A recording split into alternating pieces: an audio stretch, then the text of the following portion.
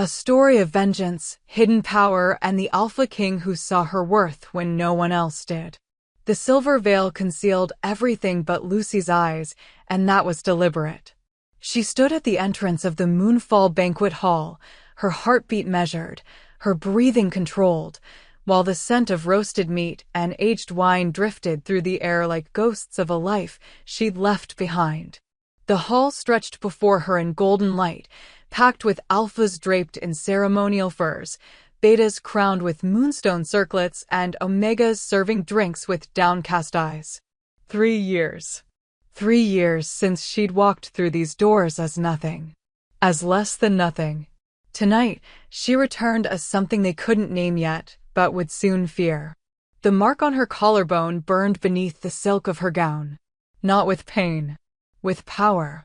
The mating bond thrummed like a second pulse, connecting her to the one man in this world who had never once looked at her with pity. Lycan Blackthorn. The Alpha King.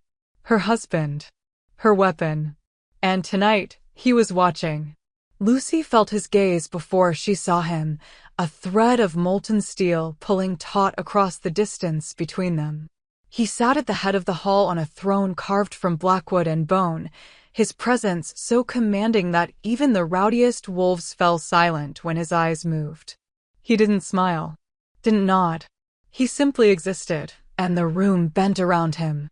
But his attention wasn't on the crowd. It was on her. "Hey, beautiful souls." Lucy's inner voice whispered as she stepped forward, her heels clicking softly against the marble floor. Welcome back to another story. Wherever you're watching from, drop your city or country in the comments below. I love knowing where my pack is scattered across the world. Her lips curved beneath the veil.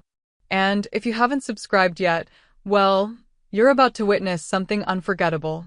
Hit that button. You won't regret it. The crowd parted as she moved, wolves instinctively making way for the veiled woman who carried herself like royalty. Whispers followed her like the train of her gown.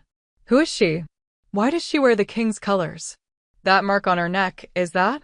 Lucy didn't answer. She didn't even glance their way. Her eyes locked on one man across the hall. Lycan Ashford. He stood near the wine table, laughing too loud, his arm draped over a blonde omega who gazed at him like he'd hung the moon. He wore his beta rank like a crown, his chest puffed, his chin high. The same man who'd once whispered promises in her ear.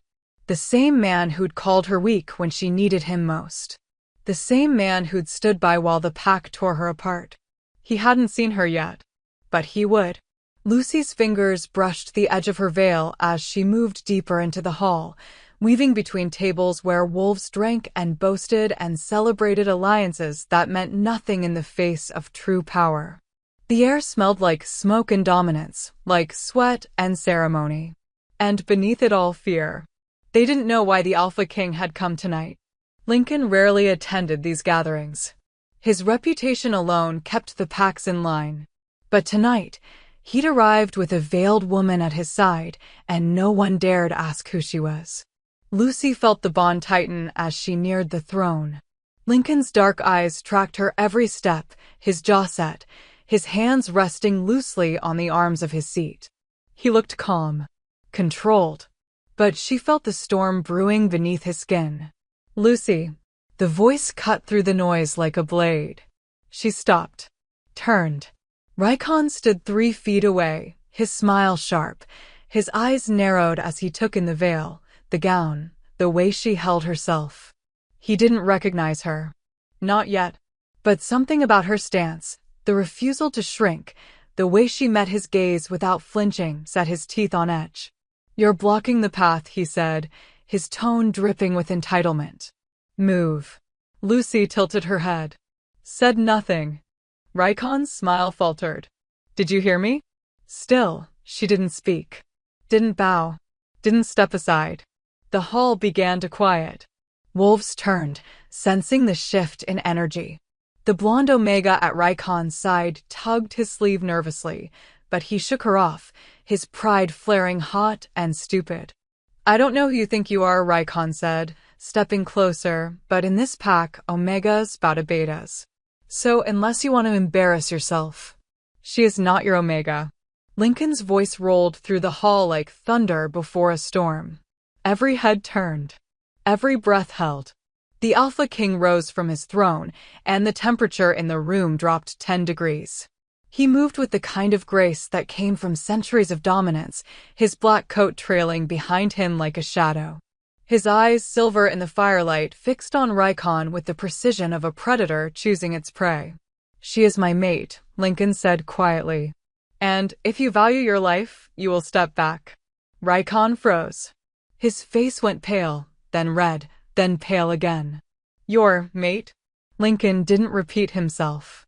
The bond between them pulsed, and Lucy felt Lincoln's question in her mind, soft as a caress, sharp as a blade. "Do you want me to kill him now, or do you want to play first?" She almost smiled. But Lycan, stupid, arrogant Lycan, made his choice. "That's impossible," he said, his voice rising. She can't be." And then his eyes dropped to the mark on Lucy's collarbone, barely visible above the neckline of her gown. The Alpha King's mark. Recognition slammed into him like a freight train. His mouth opened, closed. His hand twitched at his side. "You," he whispered. "You're Lucy." She spoke her own name like a verdict. And then Lycan, in his shock, in his rage, in his absolute inability to accept that the woman he destroyed now stood above him, he raised his hand and slapped her. The crack of his palm against her cheek echoed through the Moonfall banquet hall like a gunshot. The room went silent. Not a breath. Not a movement. Not a sound.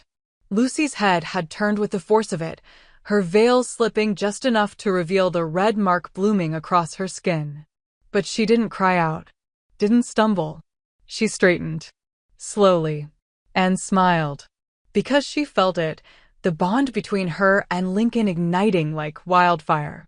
The Alpha King had felt the slap through their connection. And the reckoning had begun. The silence stretched for exactly 3 heartbeats. Then Lycan moved. He didn't rush. Didn't roar. The Alpha King simply descended the steps from his throne with the inevitability of death itself, each footfall deliberate, each breath controlled. But every wolf in the hall felt the shift, the air thickening, the temperature plummeting, the primal instinct screaming run even as their bodies locked in place. Lucy touched her cheek where Lycan's hand had landed, her fingers coming away clean but burning. She could taste copper in her mouth, not from blood, but from the rage boiling in her veins. Rage she'd buried for 3 years. Rage she'd learned to sharpen into something cold and patient. Through the bond, she felt Lycan's fury like a living thing. It wrapped around her ribs, squeezed her lungs, whispered promises of violence in a language older than words. "Let me," his voice growled in her mind. "Let me tear him apart." "Not yet," she answered. "Let them see who I am first." Lycan stopped 5 feet from Lycan, his silver eyes fixed on the beta who now stood frozen, his hand still raised, his face draining of color as the reality of what he'd done crashed over him. "You struck my mate," Lycan said softly. Too softly. In front of witnesses. Under the sacred moon. At a banquet meant to honor peace. Lycan's mouth opened. No sound came out. Lycan tilted his head, and the gesture was so predatory that several wolves at the nearest tables pushed back their chairs, ready to bolt. "Do you know what pack law says about such an offense?" I didn't know," Lycan stammered, his eyes darting between Lucy and the king. "She was veiled, I didn't recognize." "Ignorance," Lycan interrupted, "is not a defense. It is an admission of incompetence." The blonde Omega who'd been clinging to Lycan's arm had long since fled. Smart girl. The rest of the hall remained paralyzed, caught between the instinct to watch and the instinct to hide. Lucy stepped forward, drawing every eye. She reached up slowly, deliberately, and removed her veil. The silver fabric slipped through her fingers and fell to the floor like a surrender flag. Gasps rippled through the crowd. Because the woman beneath the veil wasn't just beautiful, she was impossible. Lucy had been gone 3 years, but she hadn't just survived. She'd transformed. Her dark hair fell in waves past her shoulders, no longer tangled and unkempt, but glossy and crowned with a silver circlet embedded with moonstones.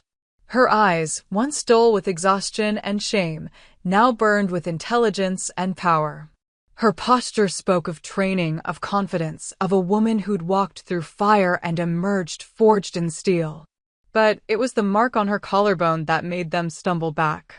The Alpha King's mating mark, intricate as lace, glowing faintly with lunar magic, sealed just above her heart. A mark that couldn't be faked, couldn't be given lightly, couldn't be removed except by death. Lucy, someone whispered from the crowd. Lucy Thormal? The name spread like wildfire. Lucy, the Omega who ran. The weak one. The broken girl who couldn't even shift properly.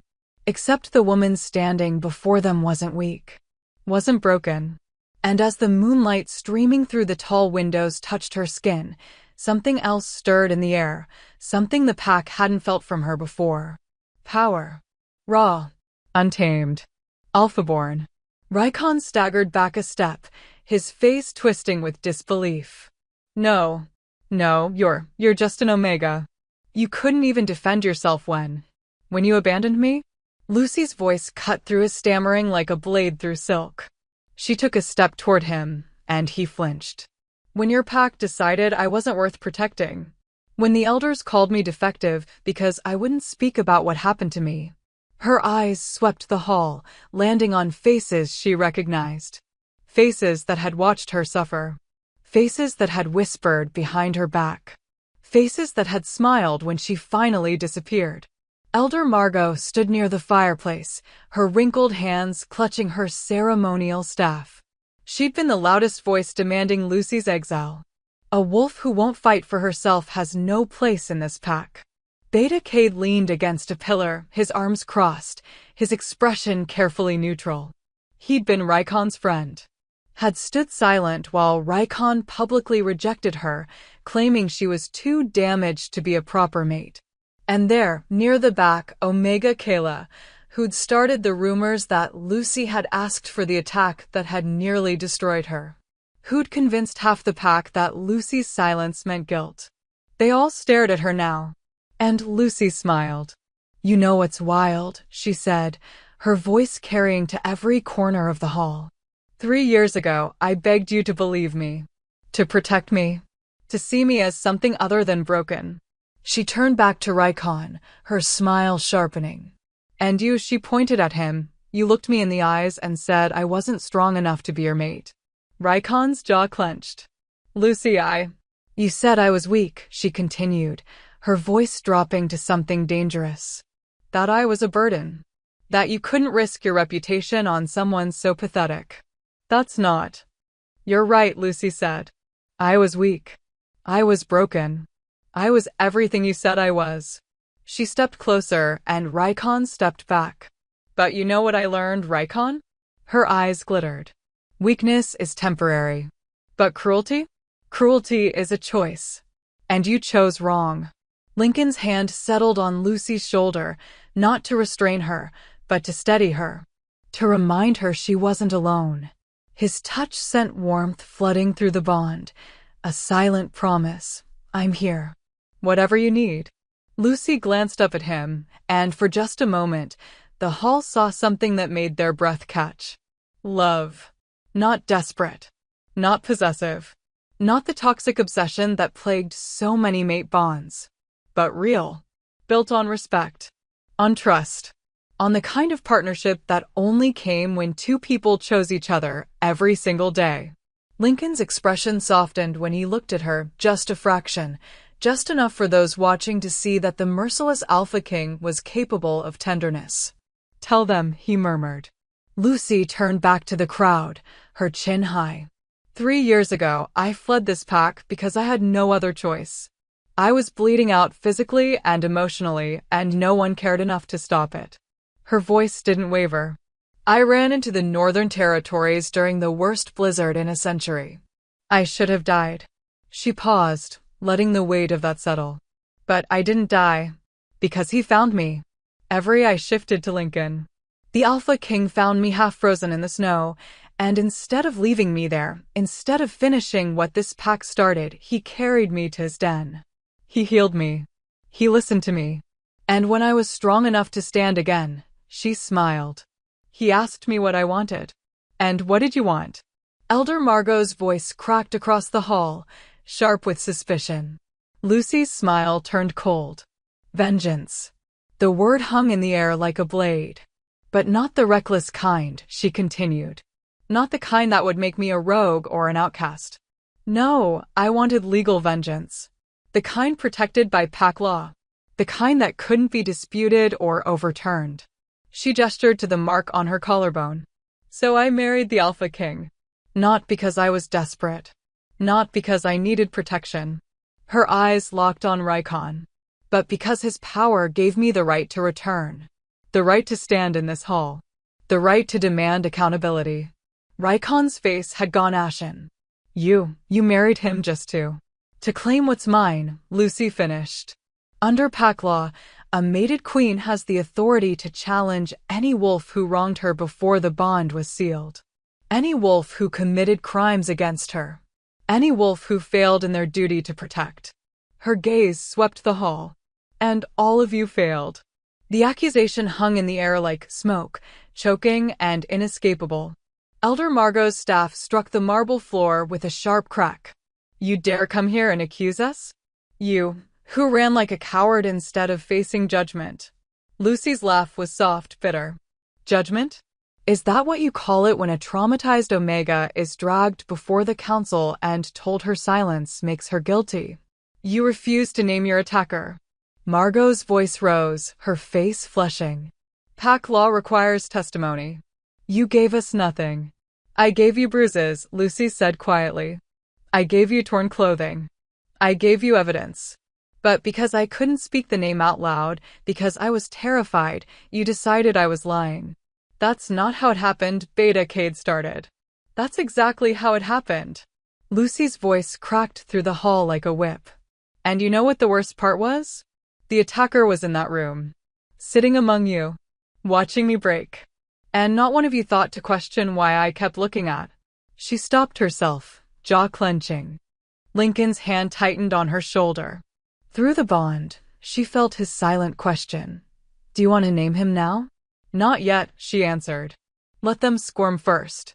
Lycan had been silent through this exchange, his face cycling through emotions, shock, anger, confusion, and now something that looked almost like fear.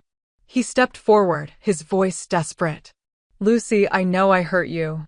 I know I wasn't. I wasn't strong enough to stand by you. But this. He gestured to Lycan, to her, to the mark binding them.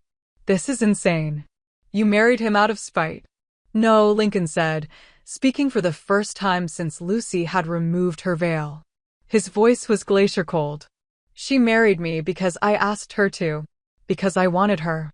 Because from the moment I met her, I knew she was worth more than every wolf in this hall combined. The statement hit like a physical blow.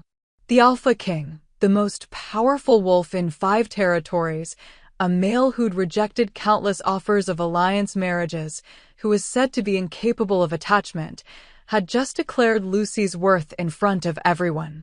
You don't even know her, Lycan snarled, his composure cracking. She's broken. She's... Careful, Lycan interrupted, his tone dropping to something sub-zero. You've already struck her once tonight. I'd advise against insulting her as well. Lycan's fists clenched. This is my pack. She was my Omega. You have no right to. She was never yours. Lycan's words cut clean. A mate bond requires mutual acceptance. She rejected you the moment you abandoned her. Or did you forget that part of pack law? Silence. Because Lycan was right. When Lycan had publicly severed their courtship, claiming Lucy was unfit, she'd had every right to reject the bond. She'd whispered the words through tears, and the pack had witnessed it. Lycan had no claim. He'd given it up. Then why are you here? It was Omega Kayla who spoke now, stepping forward from the crowd with her arms crossed. She'd always been bold, always pushing boundaries. If you wanted vengeance, Why not just challenge us through the king's authority? Why come to the moonfall banquet? Why wear a veil? Why? Her eyes narrowed. Why let Lycan hit you? The question landed like a stone in still water. Ripples of understanding spread through the hall. Lucy's smile returned, slow and dangerous. Smart girl, she murmured. Maybe some of you aren't completely useless after all. She turned to face the crowd fully, her hand reaching back to take Lycan's. He gave it willingly, his fingers threading through hers in a gesture of perfect unity. You want to know why I came back tonight? Lucy asked. Why I wore a veil. Why I let Lycan recognize me. Why I let him get close enough to strike. She glanced at Lycan, and something passed between them, silent, intimate, absolute trust. Because this banquet was never about renewing alliances, Lucy said softly. It was a trap. The word detonated. Wolves surged to their feet, chairs scraping, voices rising in panic and confusion. Several alphas near the doors glanced toward the exits, but Lycan's enforcers, massive males in black leather, had appeared silently in every doorway. No one was leaving. A trap. Elder Margot's voice shook. What are you talking about? Lycan stepped forward, releasing Lucy's hand, but staying close enough that their bond hummed visibly in the air between them. When he spoke, every wolf in the hall felt the weight of his authority pressing down like gravity.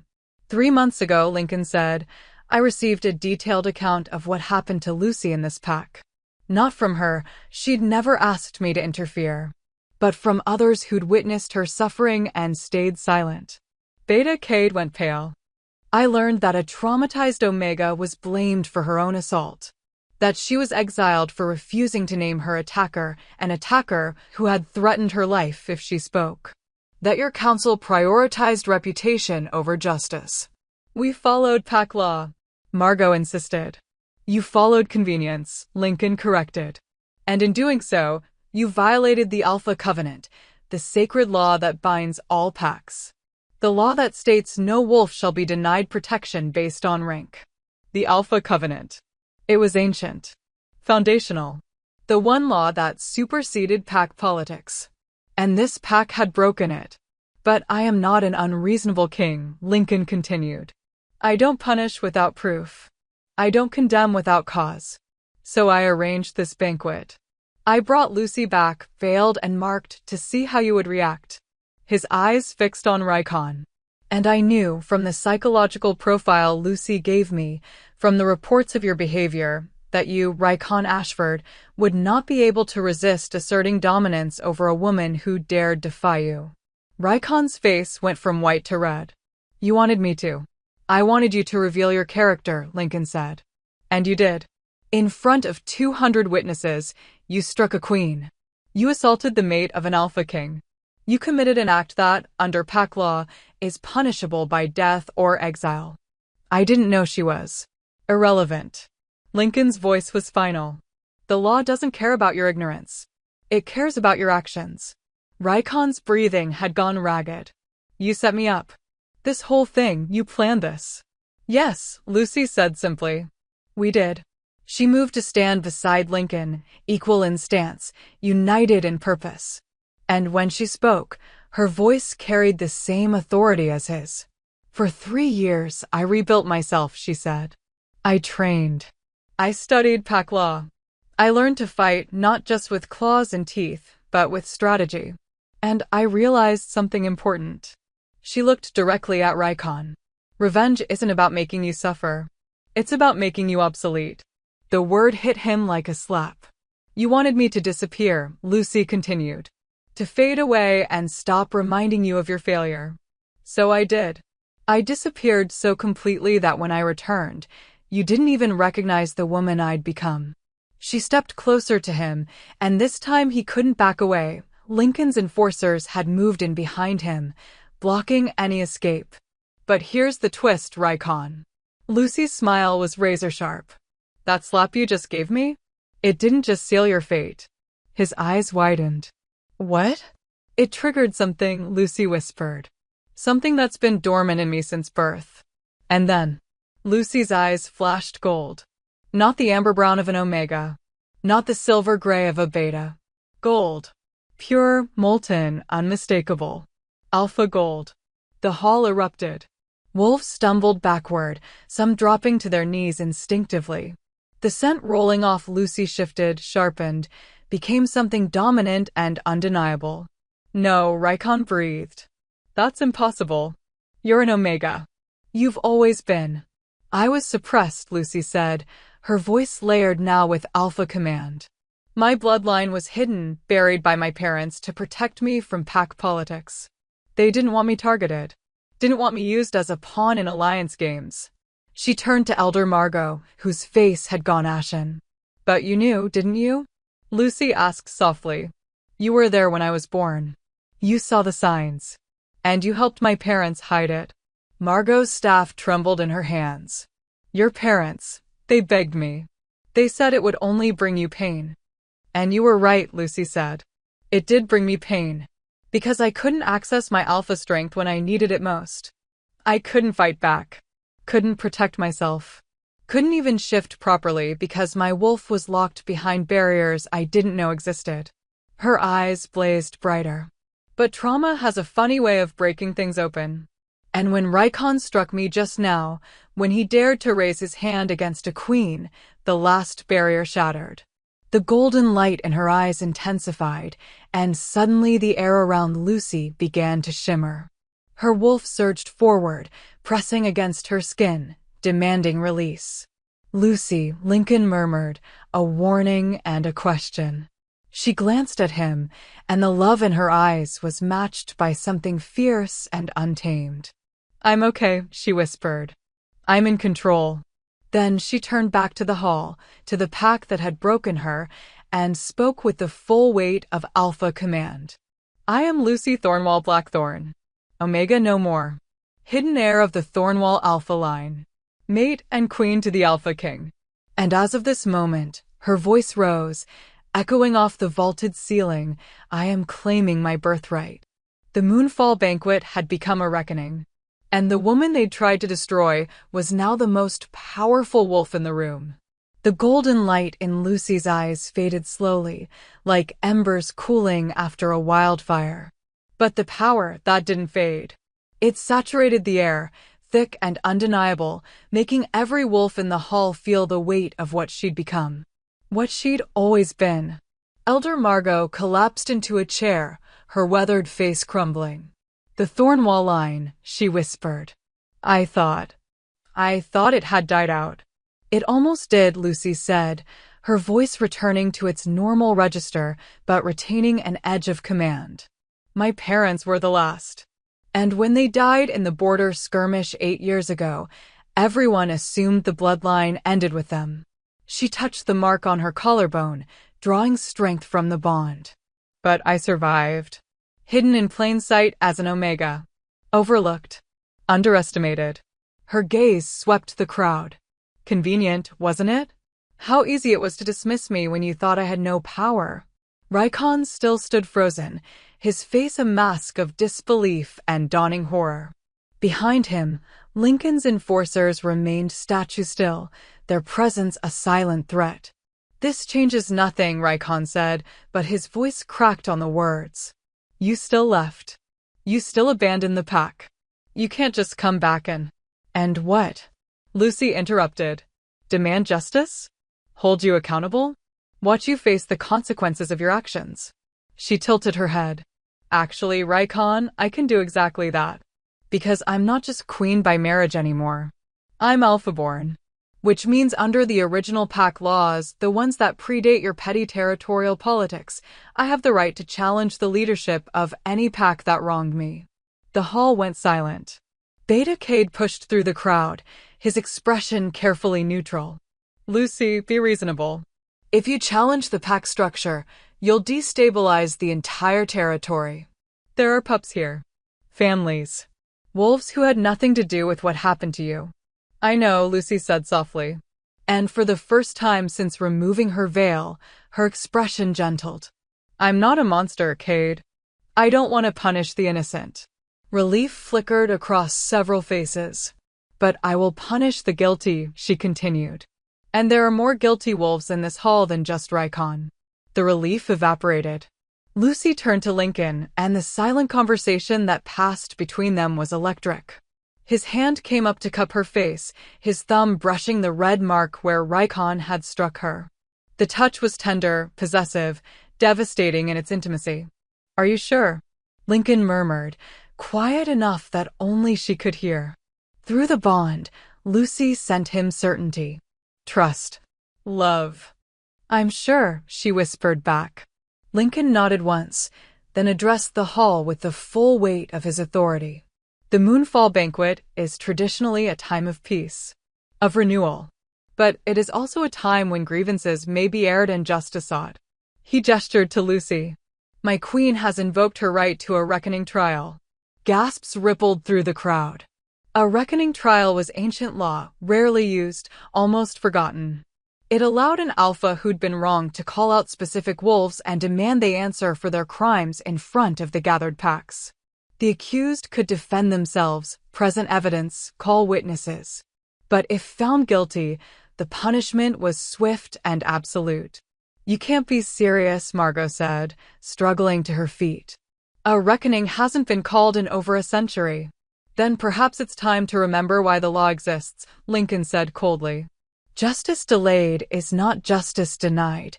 It's simply justice waiting for the right moment." He moved to stand beside his throne, and with a gesture, two of his enforcers brought forward a carved wooden chair, smaller than his throne but no less elegant. They placed it beside his, a queen seat that had been empty for decades. Lucy walked to it with her head high, her movements graceful despite the tremor in her hands that only Lycan could feel through their bond. She sat, and the symbolism wasn't lost on anyone. The broken Omega had returned as royalty. "Let the reckoning begin," Lycan declared. For hours earlier, Lucy stood in the private chambers Lycan had secured for them at the banquet grounds, her hands shaking as she fastened the silver veil. "You don't have to do this," Lycan said from where he leaned against the doorframe, watching her with those intense silver eyes that still made her breath catch. "We can leave right now. Return to the Northern Territories. Forget this pack ever existed." Lucy met his gaze in the mirror.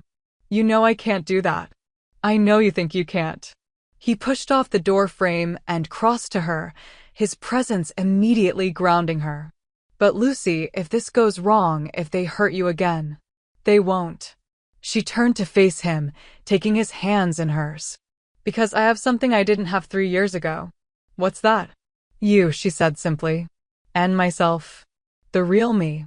Not the broken girl they remember." Lycan's jaw tightened. "I still don't like using you as bait." "It's not bait if it's a trap," Lucy countered. "And we both know Lycan can't resist exerting dominance over someone he perceives as weak." The psychological profile was clear. Profiles can be wrong. But this one isn't. Lucy stepped closer, rising on her toes to press her forehead against his. "Trust me, Lycan. I need to face them. I need them to see what they created when they tried to destroy me." He closed his eyes, breathing her in moonflowers and steel, softness and strength. "I trust you with my life," he murmured. "It's them I don't trust with yours." "Then don't let them have it," she whispered. "Stay close. Feel everything through the bond. And when the moment comes, I'll be there," he promised. Their lips met in a kiss that was both gentle and fierce, a warrior's kiss, a lover's promise. When they pulled apart, Lucy's eyes were clear, determined. "Let's go remind them what it costs to break a wolf who refuses to stay broken." Present. Lucy stood from her throne, and the hall fell silent once more. "I call forward Lycan Ashford," she declared, her voice ringing clear. "For the crime of assault against a queen. For the crime of abandonment of a mate bond. For the crime of willful cruelty." Lycan's face had gone gray. "Lucy, please." "Step forward," Lycan commanded, and the alpha order in his voice left no room for refusal. Lycan moved jerkily, his enforcers releasing him. He stopped 10 feet from the twin thrones, his hands clenched at his sides. "Do you deny striking me tonight?" Lucy asked. "No, but..." Do you deny publicly rejecting our mate bond 3 years ago? I had reasons. Do you deny standing by while I begged for help, for protection, for someone to believe me? Rykon's mouth opened, closed. His eyes darted around the hall, looking for support, for allies. He found none.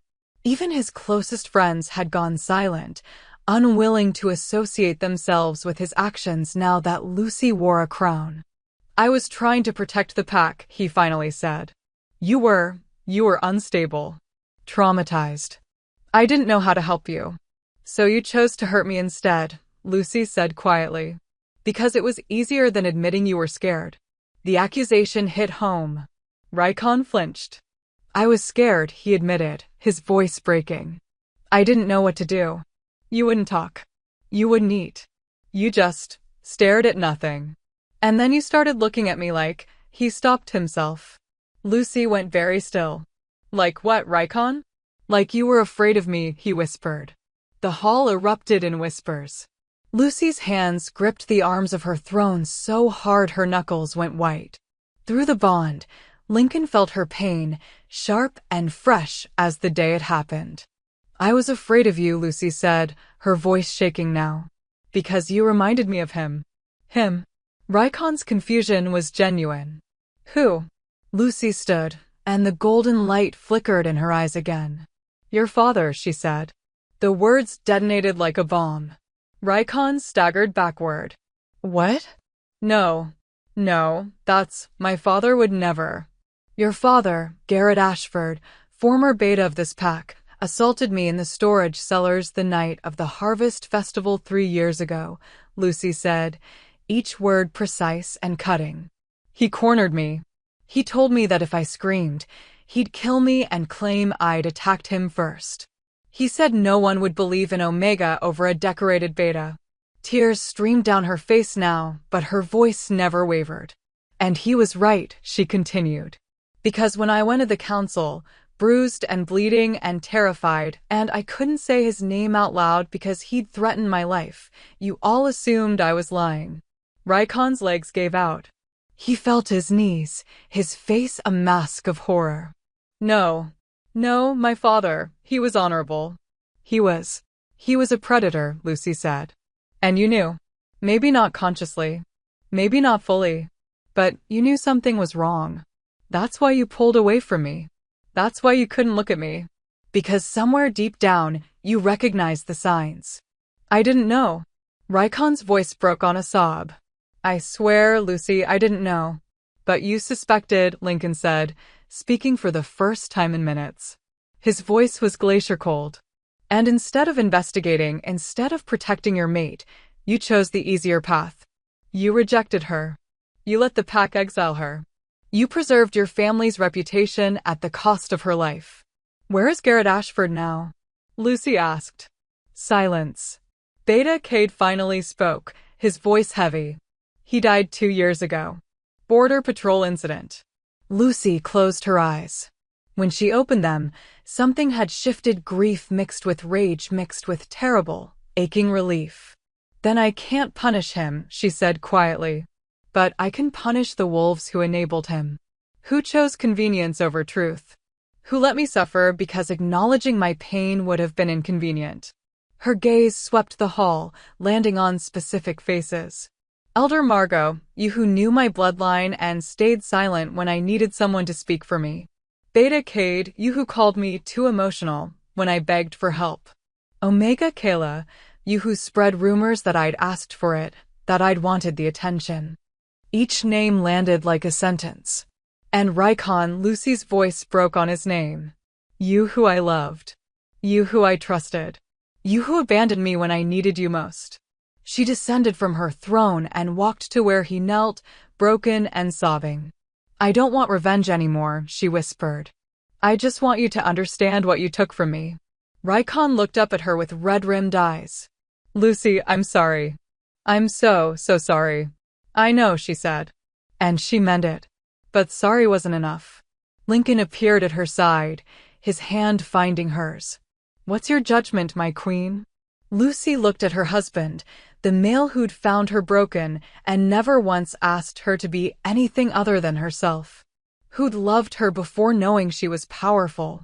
Who'd planned this entire reckoning not for his own glory, but because he couldn't stand the thought of her pain going unanswered? "I'll tell you my judgment," she said. "But first, I need to know something." She looked down at Lycan. "Did you love me? Ever? Even a little?" Lycan's face crumpled. "Yes," he whispered. "But I was too much of a coward to fight for you." Lucy nodded slowly. "Then your punishment," she said, "is to live with that." The weight of Lucy's words settled over the hall like fresh snow, cold, heavy, suffocating. Lycan remained on his knees, his shoulders shaking with silent sobs. Around him, the pack watched in stunned silence, caught between relief that Lucy hadn't called for blood and horror at understanding the depth of what had been done to her. But Lucy wasn't finished. She turned from Lycan to address the entire hall, her voice carrying to every corner. "Living with guilt is a slower death than execution. It eats at you. Reminds you every day of who you could have been if you'd been braver, stronger, better." Her eyes found Elder Margot, who'd aged a decade in the past hour. "You'll carry the knowledge that you could have prevented my suffering. That one word from you, one acknowledgement of my bloodline, might have changed everything." Margot's staff clattered to the floor. "Lucy, child, I was trying to protect you." "No," Lucy interrupted gently. "You were protecting yourself. My parents asked for your silence because they feared pack politics. But when I needed the truth, when my life depended on someone vouching for my worth, you chose their memory over my survival." The old woman's face crumpled. I thought you'd left. That you were safe somewhere." "I didn't know." "You didn't ask," Lucy said. "None of you did. You just assumed the broken Omega wasn't worth the effort of finding out." She moved through the crowd now, Lycan shadowing her protectively, his presence a constant reminder that she was no longer alone. "Beta Cade." Lucy stopped in front of the tall male who'd once been Lycan's right hand. "You called me hysterical when I reported the assault. You said I was too emotional to be coherent. Do you remember?" Cade's jaw worked. Yes, I remember. Do you know why I was too emotional?" Lucy asked softly. "Because I'd just been attacked. Because I was terrified. Because asking for help took every ounce of courage I had left, and you dismissed me like I was a child throwing a tantrum." "I was wrong," Cade said, and to his credit, he met her eyes. "I was taught that Omegas exaggerate, that they use emotion to manipulate. I believed it because it was easier than questioning what I'd been raised to accept. And now I know better," he said quietly. "But that doesn't undo the harm." "No," Lucy agreed. "It doesn't." She continued through the hall, stopping before Omega Kayla, the woman who'd been so quick to spread poison disguised as concern. Kayla's defiance had crumbled. She stood with her arms wrapped around herself, her face pale. "I didn't know it was Garrett," she whispered before Lucy could speak. I thought you were protecting someone. Someone you cared about. I thought if I made you angry enough, scared enough, you'd finally name them." Lucy stared at her. "So you told everyone I'd asked for it? That I'd led him on?" "I was trying to help." Kayla's voice broke. "I thought if the pack turned against you, you'd have no choice but to defend yourself. To fight back. By destroying what little reputation I had left?" Lucy shook her head slowly. "That's not help, Kayla. That's cruelty dressed up as strategy." "I know," Kayla whispered. "I know that now." Lucy looked at all of them, the wolves who'd failed her, who'd broken her, who'd sent her running into a blizzard with nothing but despair for company. "Here's what's going to happen," she said, returning to stand beside Lycan. "I'm not going to kill you. I'm not going to exile you. I'm not even going to strip your ranks." Confusion rippled through the crowd. But Lucy continued, her voice hardening, "This pack is going to change. Because what happened to me can't ever happen again. Not to any wolf, regardless of rank." She looked to Lycan, who nodded and stepped forward. "As Alpha King, I'm invoking the Reformation Decree," Lycan declared. "This pack will undergo a complete structural review. New council members will be appointed. Every wolf will receive training on trauma response and pack law. And most importantly, his silver eyes swept the hall with predatory precision. Any future accusations of assault or abuse will be investigated by an external authority, not by the pack's internal council. The implications crashed over them. Their autonomy was being stripped. Their ability to police themselves removed. You can't do that, Margot protested weakly. Pack sovereignty was forfeited the moment you violated the Alpha Covenant, Lycan said. You failed to protect one of your own. Under ancient law, that gives me the right to intervene. This is because of her, someone muttered from the crowd, a voice Lucy didn't recognize. We're being punished because she couldn't let it go. The temperature in the hall dropped 20 degrees. Lycan moved so fast he seemed to blur. One moment he was beside Lucy. The next, he had the speaker, a young beta male, pinned against the wall by his throat, lifted 3 feet off the ground. Say that again, Lycan growled, his voice barely human. Give me a reason. The beta's eyes bulged, his hands scrabbling uselessly at Lycan's iron grip. Lycan, Lucy said softly. He didn't release the male, but his eyes flicked to her. He's not worth it, she said. Let him go. For a long moment, Lycan didn't move. Then, with deliberate slowness, he lowered the beta and released him. The male collapsed, gasping. The next wolf who questions my queen's right to justice, Lycan said, his voice carrying to every corner, will answer to me. And I promise you, I am far less merciful than she is. He returned to Lucy's side, and she took his hand, their fingers intertwining. The bond between them pulsed with shared emotion, his protective fury, her grateful love. There's one more thing, Lucy said, and her voice had changed. Become heavier. Something I haven't told anyone. Not even Lycan. Lycan's head snapped toward her, surprise flickering in his eyes. Through the bond, she sent him reassurance and apology in equal measure. I'm sorry. I couldn't find the words until now. Lucy, what? She took a breath and faced the hall. Garrett Ashford's death 2 years ago, she said. It wasn't a border patrol incident. The hall went deathly silent. Beta Cade stepped forward, his expression sharp. What are you talking about? I was there. We found his body on the northern border. Rogue attack. No, Lucy said quietly. You found his body where I left it. The words hung in the air like a guillotine blade. Lycan surged to his feet, his face a mask of shock and rage. You killed him. I defended myself, Lucy corrected. 2 years ago, after I'd been with Lycan for a year, I received word that Garrett was bragging in taverns about what he'd done to me. Laughing about it. Saying I'd deserved it for being uppity. Her hands trembled, but her voice stayed steady. I went to confront him. Not to kill him, just to face him. To let him see that I'd survived. That he hadn't broken me. She paused. But when he saw me, he tried to finish what he'd started. Said he should have killed me the first time. That he'd make sure I didn't survive the second. Lycan's hand tightened on hers, his fury blazing through the bond. So I fought back, Lucy continued. And this time I wasn't weak. I wasn't broken. I wasn't alone in my own head. Her eyes burned gold. My alpha blood was beginning to wake up. And when he lunged at me, when he tried to. She stopped, swallowed hard. I killed him, she finished. I tore his throat out. And then I dragged his body to the border and left it where it would be found. Where it would look like rogues had done it. The revelation shattered the last illusions in the hall. Lycan looked like he might be sick. You murdered my father? I executed a predator, Lucy said. There's a difference. That's not justice. That's revenge. No, Lycan, Lycan said, his voice cold and final. That's survival. Your father tried to kill her a second time. She had every right to defend herself. Did you know? Lycan turned his fury on Lycan. Did you know she'd killed him?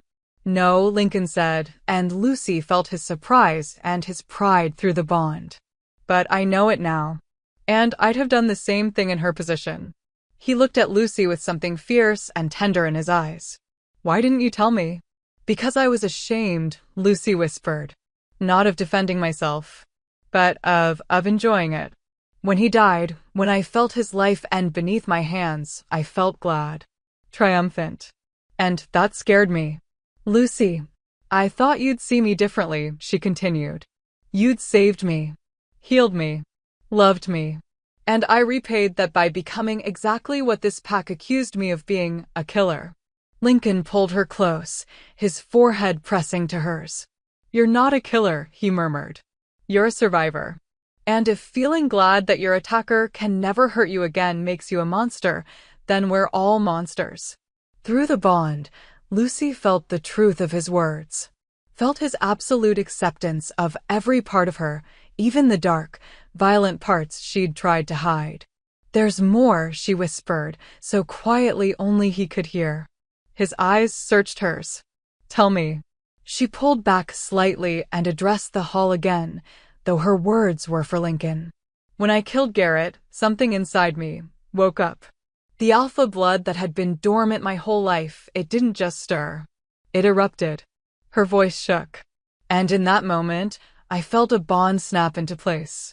Not the mate bond one share with Lycan, we were already bonded by then. But something older. Deeper. She looked at Lycan, and tears spilled down her cheeks. Lycan, I need to tell you why I really agreed to marry you. His expression went very still. What? You found me in the snow and saved my life. You healed me and asked for nothing in return. And after 6 months, you asked me to be your mate. She swallowed hard.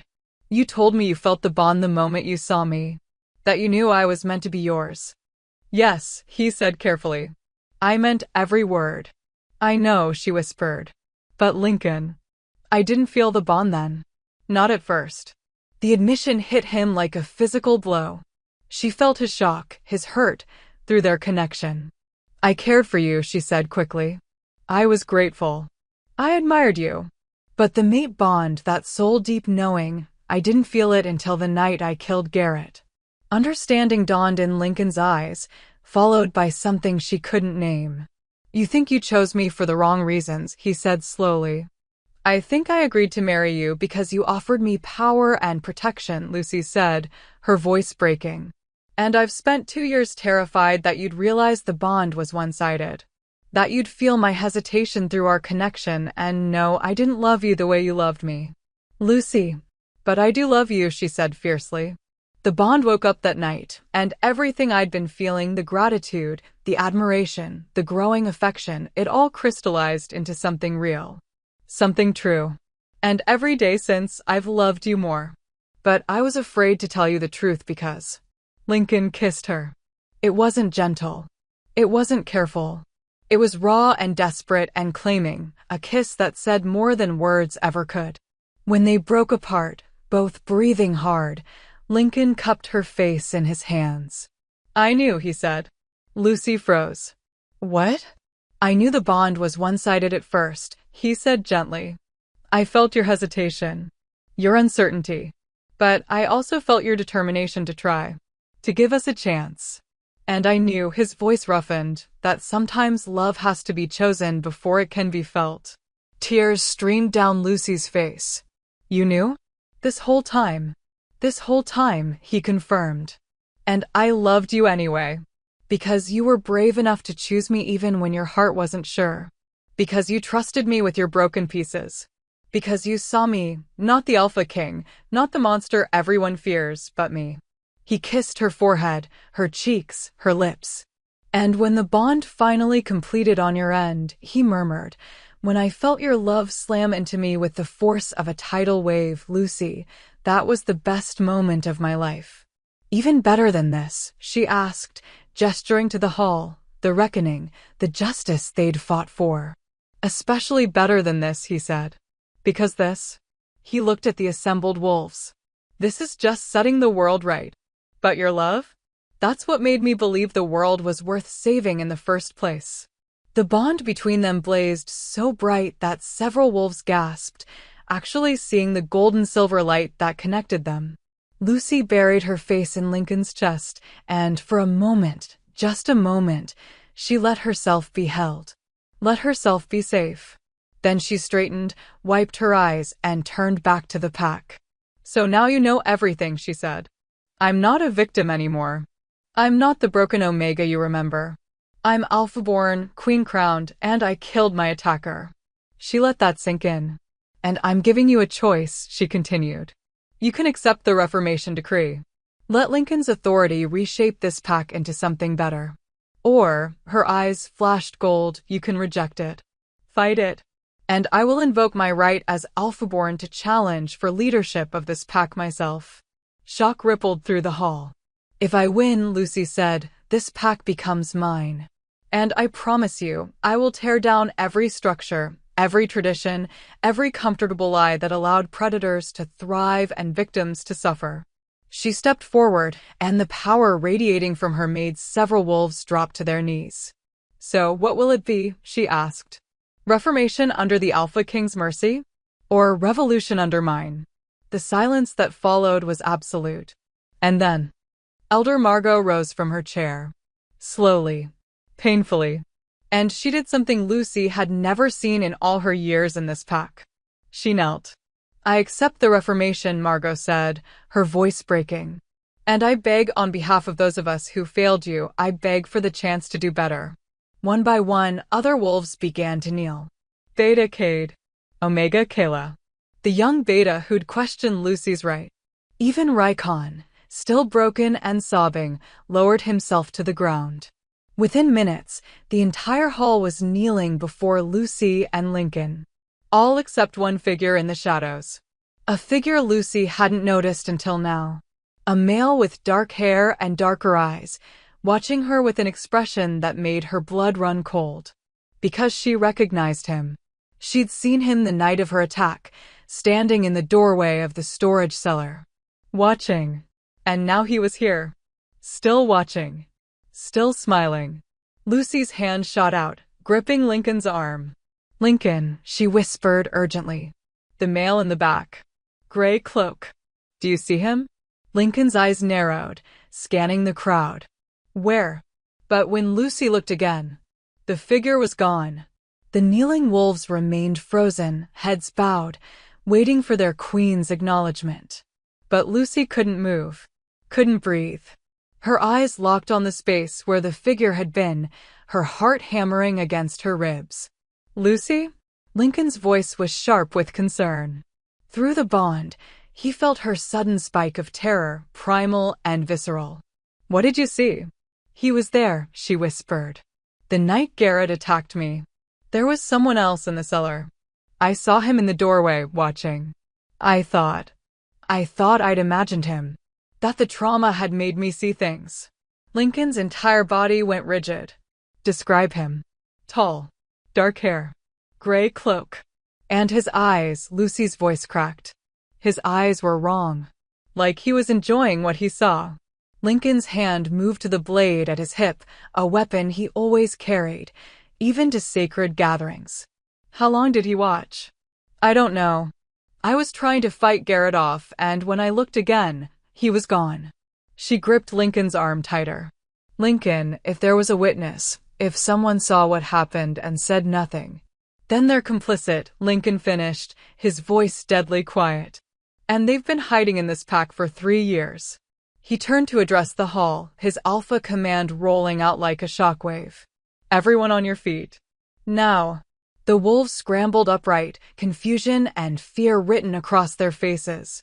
A male, Lycan said, his voice cutting through the space like a blade. Gray cloak. Dark hair. Dark eyes. He was standing at the back of the hall 30 seconds ago. Who is he? Silence. Uncomfortable glances exchanged. I asked a question, Lycan said, and this time the temperature in the room dropped so low that frost began forming on the windows. Who is he? Your Majesty, Beta Cade spoke up hesitantly. There are dozens of wolves here tonight. Many we don't know personally. Visiting pack members, diplomats. Then you're going to introduce me to every single one, Lycan said. Starting now. No one leaves this hall until I've accounted for every wolf present. He turned to his enforcers. Seal the doors. Anyone who tries to run gets detained. The enforcers moved with military precision, positioning themselves at every exit. The wolves in the hall shifted nervously, trapped and suddenly aware of how vulnerable they were. Lucy forced herself to focus, to push past the panic clawing at her chest. She scanned the crowd methodically, looking for anything familiar, a gait, a posture, the set of shoulders she'd seen that night. Nothing. Lucy, Lycan murmured, pulling her close. I need you to stay here. Let me handle this. No, her voice was firm despite the tremor in her hands. If he's here, I'm the only one who can identify him. That's exactly why you should stay. Lycan. She met his eyes, and in hers he saw not fear, but determination. I didn't survive what happened to me just to hide now. If there's a wolf in this hall who watched me get attacked and did nothing, then he needs to see that I'm not afraid anymore. Through the bond, Lycan felt her resolve fragile but unyielding, like steel wrapped in silk. Fine, he said quietly. But you don't leave my side. Wouldn't dream of it. Together, they descended from the thrones and began moving through the crowd.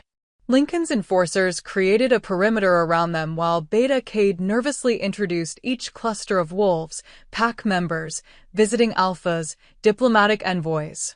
None of them matched. 20 minutes passed. Then 30.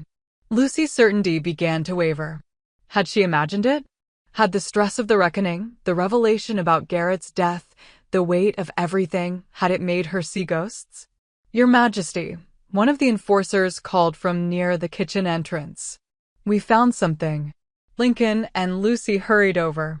The enforcer held up a gray cloak, still warm, discarded behind a stack of wine barrels. He was here, the enforcer said grimly. And he left in a hurry. Lycan's jaw clenched. Seal the entire compound. No one gets in or out. I want every room searched. Lycan. Lucy's voice was barely a whisper. She was staring at the cloak, at something embroidered on the inner lining. A symbol she recognized. A raven with 3 eyes. The mark of the Shadowborn clan. Lycan went very still. No, that's impossible. What? Lucy looked between him and the cloak. What is that symbol? The Shadowborn were wiped out, Lycan said, but his voice had lost its certainty. 20 years ago. My father led the campaign himself. They were rogues, dangerous, unstable. They practiced blood magic, and he stopped abruptly. And what? Lucy pressed. Lycan's eyes met hers, and she saw something she'd never seen before in the Alpha King's gaze. Fear. They collected trauma, he said quietly. They fed on suffering. On fear. On the psychological pain of others. They'd target vulnerable wolves, victims of violence, abuse, grief, and they'd watch. Study them. Document their breaking. Lucy's blood turned to ice. Why?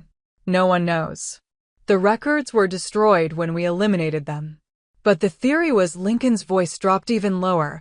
They were trying to weaponize trauma. To create wolves so broken, so desperate, that they could be controlled. Turned into living weapons. But you said they were wiped out. They were supposed to be, Lycan said.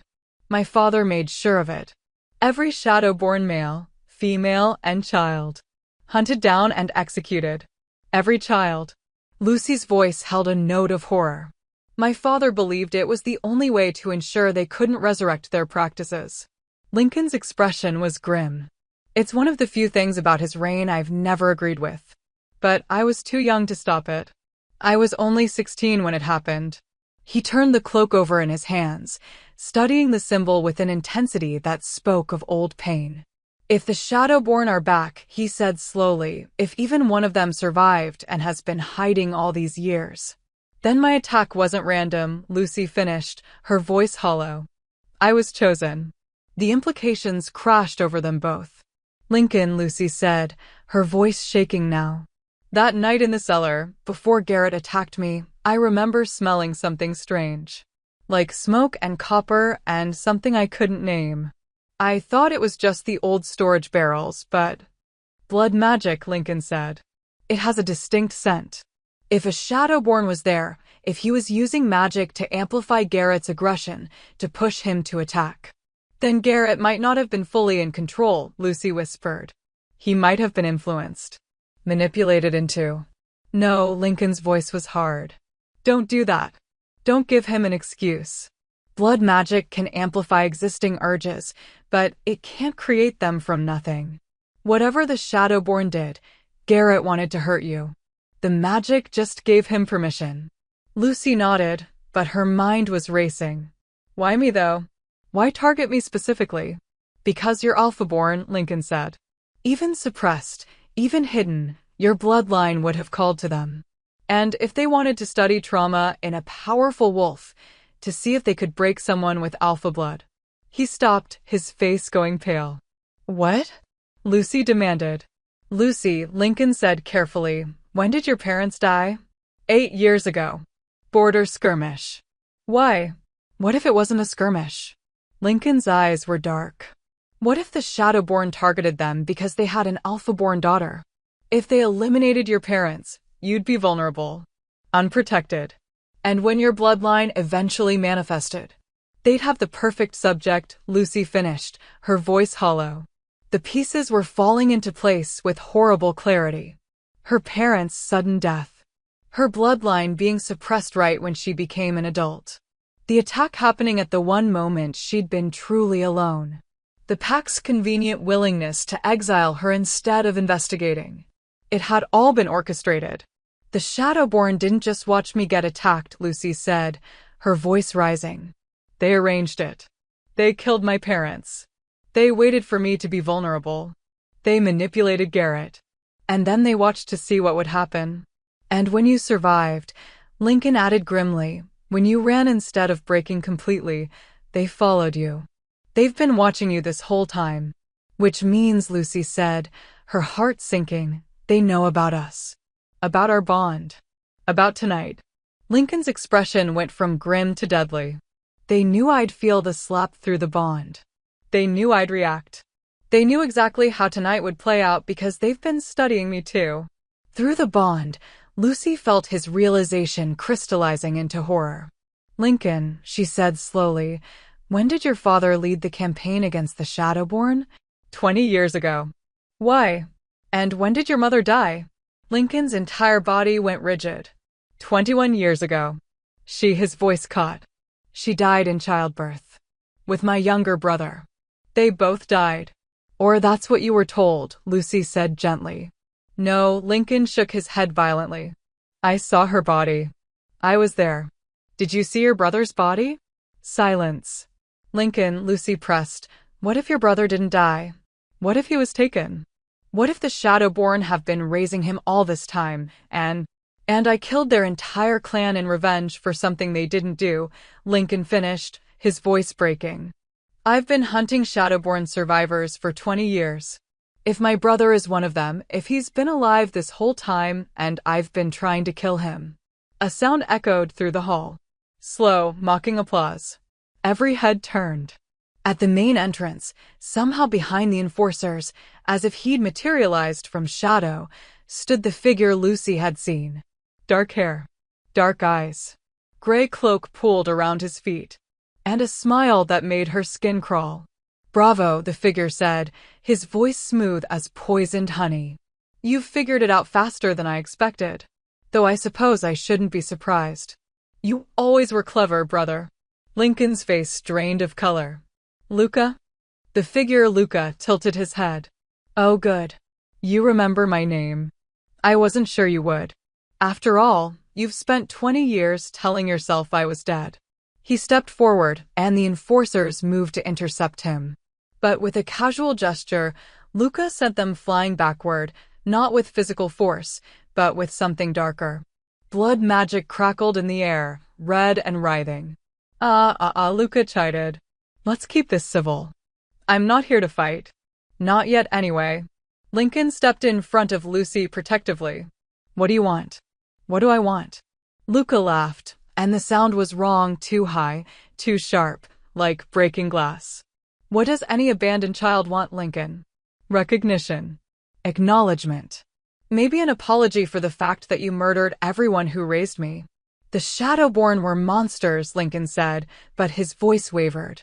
They tortured wolves, destroyed minds. They gave me a family, Lucas snarled, his composure cracking. When our father declared me dead, when he threw my body into the shadows rather than bury me properly, the Shadowborn found me. They saved me, raised me, taught me. Taught you to prey on the vulnerable, Lycan shot back. To feed on suffering. I prefer to think of it as understanding suffering, Lucas said, his smile returning. And Lucy here, his eyes fixed on her with an intensity that made her want to run. She's been my greatest study. Lucy felt sick. You've been watching me for 3 years? Longer, Lucas said casually. I've been watching you since you were 15. Since your bloodline first started manifesting. You were so fascinating, all that power locked away, struggling to break free. And your parents were so determined to keep you hidden. You killed them, Lucy whispered. I freed you, Luca corrected. They were suffocating your potential, keeping you weak. I simply removed the obstacles. You're insane, Lucy said. I'm enlightened, Luca countered. And soon, you'll understand. Both of you will. He raised his hand, and the blood magic intensified. Lucy felt it pressing against her mind, invasive, seeking, trying to slip through her mental defenses. You see, Luca continued, I didn't come here tonight to stop your little reckoning. I came to offer you both a choice. We don't want anything from you, Lycan growled. Oh, but you do. Luca's smile widened. Because I know something you don't. About the night our mother died. About what our father did to ensure his reign remained unchallenged. Lycan's hands clenched into fists. What are you talking about? Our mother didn't die in childbirth, brother. She was murdered. Poisoned slowly over months to make it look natural. And do you know who gave the order? You're lying. Am I? Luca tilted his head. Ask yourself, Lycan, why was our father so quick to declare me dead? Why did he burn my body before anyone could verify it was actually mine? Why did he launch a genocide against the Shadowborn within weeks of my supposed death? Because you were taken by monsters. Because I was a witness, Luca interrupted. I was 3 days old, and I saw what he did. My infant wolf sensed the poison in her blood, recognized the killer. And when the Shadowborn rescued me, they knew our father would hunt them to extinction to keep his secret safe. Lycan looked like he'd been struck. No, father wouldn't. Wouldn't he? Luca's expression turned pitying. You idealized him. Built your entire reign around being better than the other alphas. But you're his son, Lycan. His heir. And his crimes are now your burden. Through the bond, Lucy felt Lycan's world cracking apart. 20 years of certainty, of purpose, crumbling under the weight of possibility. Even if that's true, Lucy said, stepping forward despite Lycan's protective stance, it doesn't justify what you've done. The wolves you've hurt. The lives you've destroyed. I've hurt no one who didn't deserve it, Luca said. Every wolf I've studied chose their own suffering. I simply observed. You manipulated Garrett into attacking me. I encouraged his existing desires, Luca corrected. There's a difference. And look how beautifully you've grown from that experience. You're powerful now. Self-aware.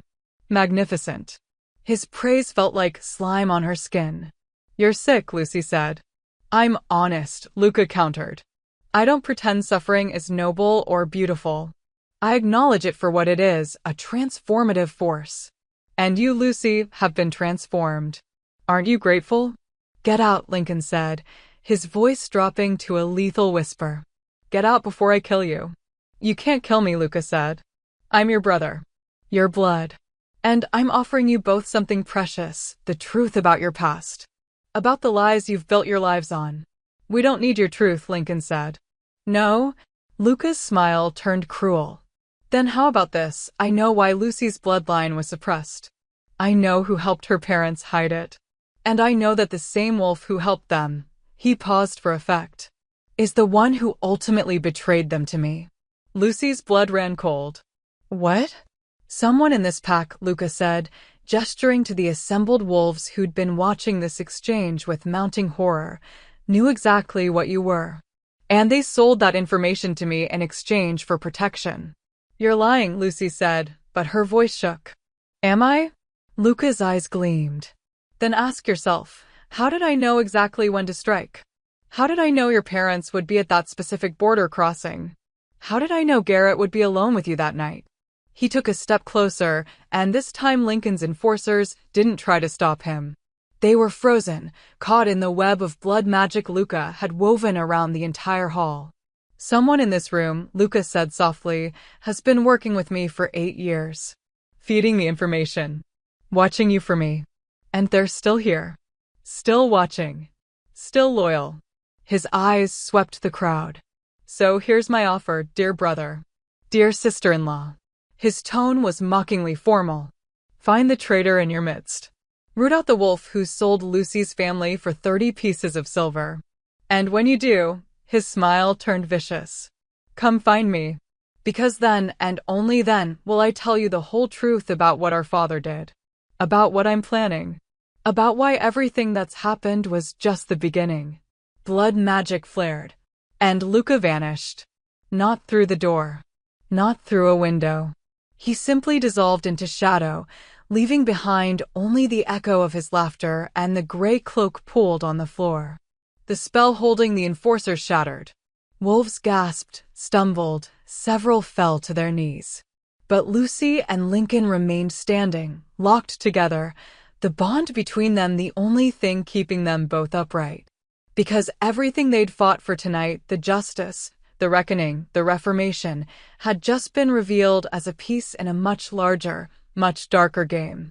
And somewhere in this hall, hidden among wolves they'd known their entire lives, was a traitor who'd helped orchestrate Lucy's destruction. Who might still be working with the monster who'd just walked away. Who was still watching. The silence in the hall was suffocating. 200 wolves stood frozen, each one suddenly aware that they were being watched by their queen and king with suspicion. Each one wondering if the wolf beside them had sold Lucy's family to a monster. Each one terrified they might be next. Lycan's hand remained locked with Lucy's, their bond pulsing with shared turmoil, his rage and grief colliding with her fear and determination. Through their connection, words passed faster than speech. 8 years, Lucy thought. Someone has been betraying me for 8 years. We'll find them, Lycan promised. I'll tear this pack apart stone by stone if I have to. No. Lucy's mental voice was firm despite her shaking hands. That's what Luca wants. He wants us fractured. Paranoid. Turning on each other. Then what do you suggest? Lucy pulled her hand free and stepped forward, addressing the hall with a steadiness she didn't feel. Everyone here is now under suspicion, she said clearly. Until we identify the traitor, no one leaves the compound. No one travels alone. No one sends messages outside these walls. Murmurs rippled through the crowd, fear, protest, indignation. Your Majesty, Beta Cade spoke up, his voice strained. That's a significant restriction. Some of these wolves have families in other territories. Businesses. Responsibilities. And I have a traitor to catch, Lucy interrupted. A traitor who helped murder my parents. Who orchestrated my attack. Who has been feeding information to a blood mage for nearly a decade. Her eyes swept the crowd. So forgive me if I'm not concerned about your inconvenience.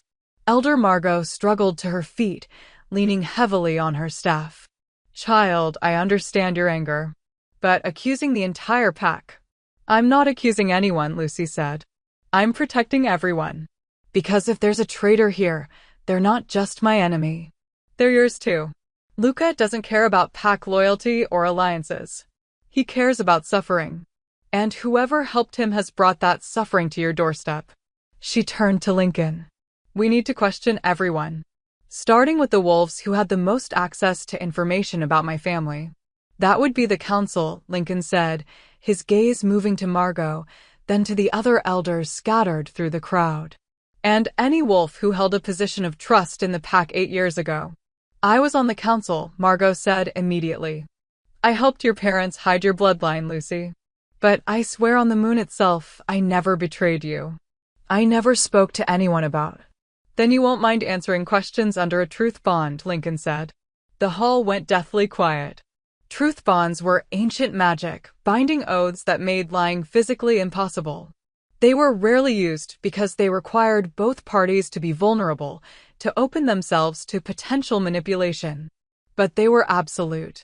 If Margot agreed, her innocence or guilt would be undeniable. Margot's wrinkled hands trembled on her staff. Yes, I'll submit to a truth bond.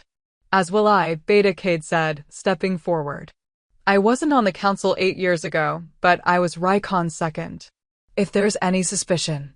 And me, Omega Kayla added quietly. I know I've done wrong, but I never worked with anyone outside the pack. I'll prove it. One by one, wolves volunteered. Some out of genuine innocence. Some out of fear of appearing guilty by refusing. But Lucy watched them all carefully, looking for hesitation. For tells. For the slight flicker of panic that would give away the traitor. She saw nothing conclusive. Luca's training them, she realized. Or the traitor is that good at hiding. Lycan moved close, his voice pitched for her ears only. We can't question 200 wolves tonight. It'll take days. Maybe weeks. And every moment we're focused inward, Luca is out there planning his next move. So, what do you suggest? Lucy asked. We split our focus, Lycan said. I'll handle the interrogations. He hesitated, and she felt his reluctance through the bond. You go after Luca. Lucy's head snapped toward him. Absolutely not. Lucy, you're not sending me away, she said firmly. Not now. Not after everything. I'm not sending you away, Lycan countered. I'm asking you to do what you do best, hunt. You found Garrett when no one else could. You survived in the Northern Territories alone. You're a tracker, Lucy. And Luca left a trail. He gestured to the gray cloak, still pooled on the floor. Blood magic leaves residue, he continued. Scent markers. Energy signatures. My enforcers are soldiers, not hunters. But you, his eyes held hers with absolute conviction, you can follow him. And do what when I find him? Lucy asked. He's a trained blood mage. I just discovered my alpha abilities hours ago. I'm not ready to. You don't have to fight him, Lycan interrupted. Just find him. Learn where he's hiding. What he's planning. And report back. Through the bond, Lucy felt what he wasn't saying. I can't lose you, but I can't protect you if I'm questioning everyone here. This is the only way to keep you safe while still moving forward. She wanted to argue. Wanted to insist they stay together. But he was right. Luca had spent 3 years studying her. He knew how she thought, how she moved, how she reacted to threats. But she'd been in survival mode that whole time, hiding, healing, learning. She'd never truly hunted before Lycan taught her. And now she had abilities Luca didn't know about. Alpha instincts awakening. A bond to the most powerful wolf in 5 territories. Skills she'd honed in secret. Maybe she could track him. Maybe she was the only one who could. How long do I have? Lucy asked. 48 hours, Lycan said. After that, I'm coming after you whether you've found him or not. 48 hours, Lucy agreed. And Lycan, she gripped his hand, be careful with the interrogations. If the traitor feels cornered, they might do something desperate. I'll have my best enforcers present for every questioning, he promised. No one will be alone with me. No one will have the opportunity to strike. They stood there for a moment, forehead to forehead, the bond between them glowing softly in the dim light. I love you, Lucy whispered. I love you, Lycan echoed. Come back to me. Always. 2 hours later. Lucy stood at the edge of the forest, dressed in hunting leathers, a pack slung over her shoulder. The moon hung heavy and full overhead, bathing everything in silver light. Behind her, the compound buzzed with controlled chaos, enforcers organizing questioning schedules, wolves being separated into groups, the Reformation machinery grinding into motion. In front of her, the forest stretched dark and endless. And somewhere in that darkness, Luca was waiting. Lucy closed her eyes and drew on the bond. Even miles apart, She could feel Lincoln's steady presence, an anchor in the storm. His strength flowed into her, and hers into him. "You've got this," his voice whispered through their connection. "I've got this," she affirmed. She knelt beside the gray cloak, pressing her palm to the fabric. Her alpha senses flared to life, sharper than they'd ever been, awakened fully by the crisis. The scent hit her immediately. Blood and copper, yes. But underneath, something familiar. Something that made her stomach turn. Pine and leather. The same combination she'd smelled in the council chambers 8 years ago when her parents had met with the elders to discuss her future. The traitor had been there that day. Had heard every word. Had known exactly when and where her parents would travel to finalize the bloodline suppression ritual. Lucy's hands clenched into fists. Focus. She needed to focus. She followed the scent trail into the forest, her enhanced senses picking up details she'd never noticed before. The way Luca's footsteps disturbed the undergrowth, the magical residue clinging to branches, the faint whisper of power that marked his passage. He wasn't trying to hide his trail. He wanted her to follow. The realization should have made her turn back. Should have made her wait for reinforcements. But Lucy kept walking. Because she understood something about Luca now. Something she'd learned from her own trauma. He wasn't just studying suffering, he was recreating it. Trying to understand the pain that had shaped him by inflicting it on others. He'd lost his mother, been declared dead by his father, raised by monsters who fed on anguish. He was broken. Just like she'd been broken. The difference was Lucy had chosen healing. Had chosen love. Had chosen to transform her pain into strength rather than weaponizing it against others. And maybe, just maybe, she could reach the part of Luca that still remembered what it meant to be whole. "Or you're walking into a trap," a cynical voice whispered in her mind. Probably both, Lucy admitted. The trail led deeper into the forest, past the territorial markers, past the safe zones, into the wild lands where only rogues and exiles dared tread. And then, suddenly, the trail ended. Lucy stopped at the edge of a clearing, her instincts screaming danger. In the center of the clearing stood a cabin. Old. Weathered. But not abandoned. Smoke curled from the chimney, and candlelight flickered in the windows. And on the door, carved in fresh wood, was the symbol from the cloak. A raven with 3 eyes. Lucy's hand moved to the blade at her hip, a gift from Lycan, silver-edged and sharp enough to cut through bone. She approached slowly, every sense on high alert. The door swung open before she reached it. "I was wondering when you'd arrive," Luca said, leaning against the door frame with casual elegance. He'd changed clothes, no longer wearing the gray cloak, but a simple black shirt and pants that made him look disturbingly normal. "Though I'm disappointed Lycan didn't come with you. I was hoping for a family reunion." "He's busy," Lucy said, stopping 10 feet away. "Questioning the traitor you planted in the pack." "Ah, yes. The traitor." Luca's smile was mocking. "Have you figured out who it is yet?" "Not yet. But we will." "Will you, though?" Luca tilted his head. 8 years they've been hiding in plain sight. 8 years of perfect deception. What makes you think 48 hours will be enough to unmask them? "Because now we know to look," Lucy said. "Before, we had no reason to suspect anyone. Now every wolf in that compound knows they're under scrutiny. The traitor will slip. Make a mistake. Unless," Luca said softly, "they don't need to hide anymore." Lucy's blood chilled. "What do you mean?" "I mean," Luca said, pushing off the door frame and stepping into the moonlight, "that the traitor isn't hiding because they're afraid of being caught. They're hiding because the game isn't finished yet." He spread his arms, encompassing the clearing, the cabin, the forest beyond. "This was never about revenge on your pack, Lucy. Or about Lincoln's father's crimes. Those were just convenient motivations." His eyes gleamed. "This is about something much bigger." "Then tell me," Lucy challenged. "You said you'd give us the truth if we found the traitor. So give me something. Prove you're not just playing games." Luca studied her for a long moment, then laughed, a sound that was almost genuine. "You know what? I like you. You've got spine. Most wolves who've been through what you've been through would be cowering. But here you are, walking into the monster's den, demanding answers. He gestured to the cabin. Come inside.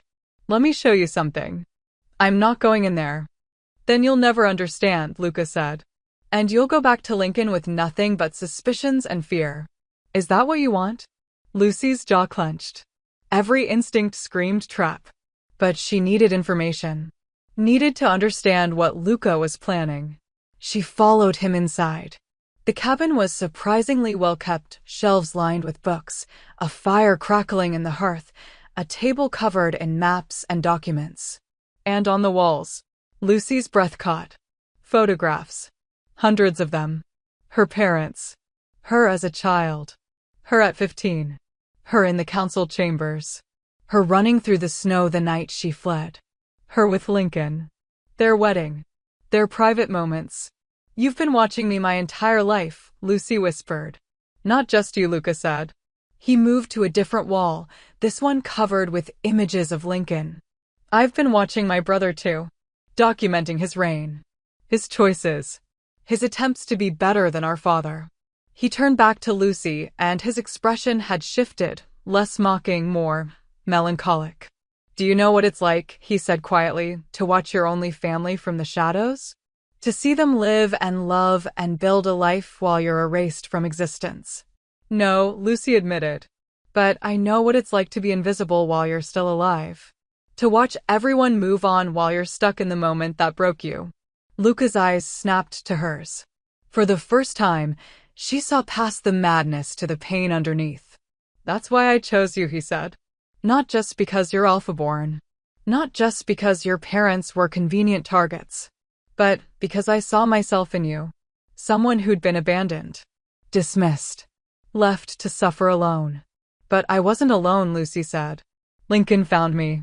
And I'm genuinely happy for you, Luca said, and shockingly, he seemed to mean it. You got your fairy tale ending. Your king in shining armor. Your crown and your power and your justice. He moved closer, and Lucy forced herself not to step back. But not everyone gets that ending, Lucy, he whispered. Some of us stay broken. And the world keeps spinning without us. It doesn't have to, Lucy said. Luca, you could come back.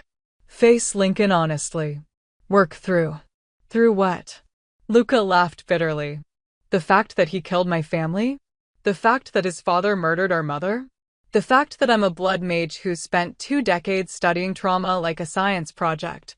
You could try, Lucy insisted. No, Luca said flatly. I couldn't.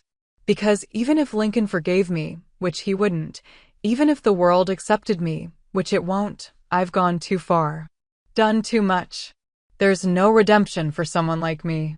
He turned away, staring into the fire. But there is purpose, he continued. And that's what I'm offering you. A purpose bigger than revenge. Bigger than justice. Bigger than your little reformation. What purpose? Lucy asked warily. Luca reached into his pocket and pulled out a small vial, filled with something dark and viscous that seemed to move of its own accord. This, he said, is concentrated blood magic. Distilled from decades of collected trauma. The Shadowborn's life's work. Lucy stared at the vial, her skin crawling. What does it do? It transforms, Luca said simply. One drop can unlock latent abilities. Suppress unwanted traits. Rewrite pact bonds.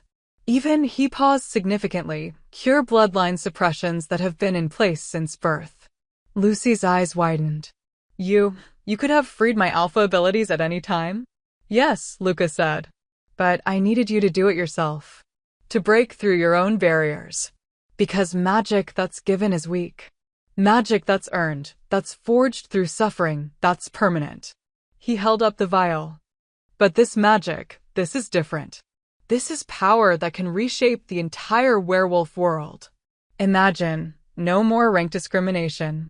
No more omegas treated as lesser. No more alphas who abuse their authority. Just equality. Choice. Freedom. At what cost? Lucy asked. That's the question, isn't it?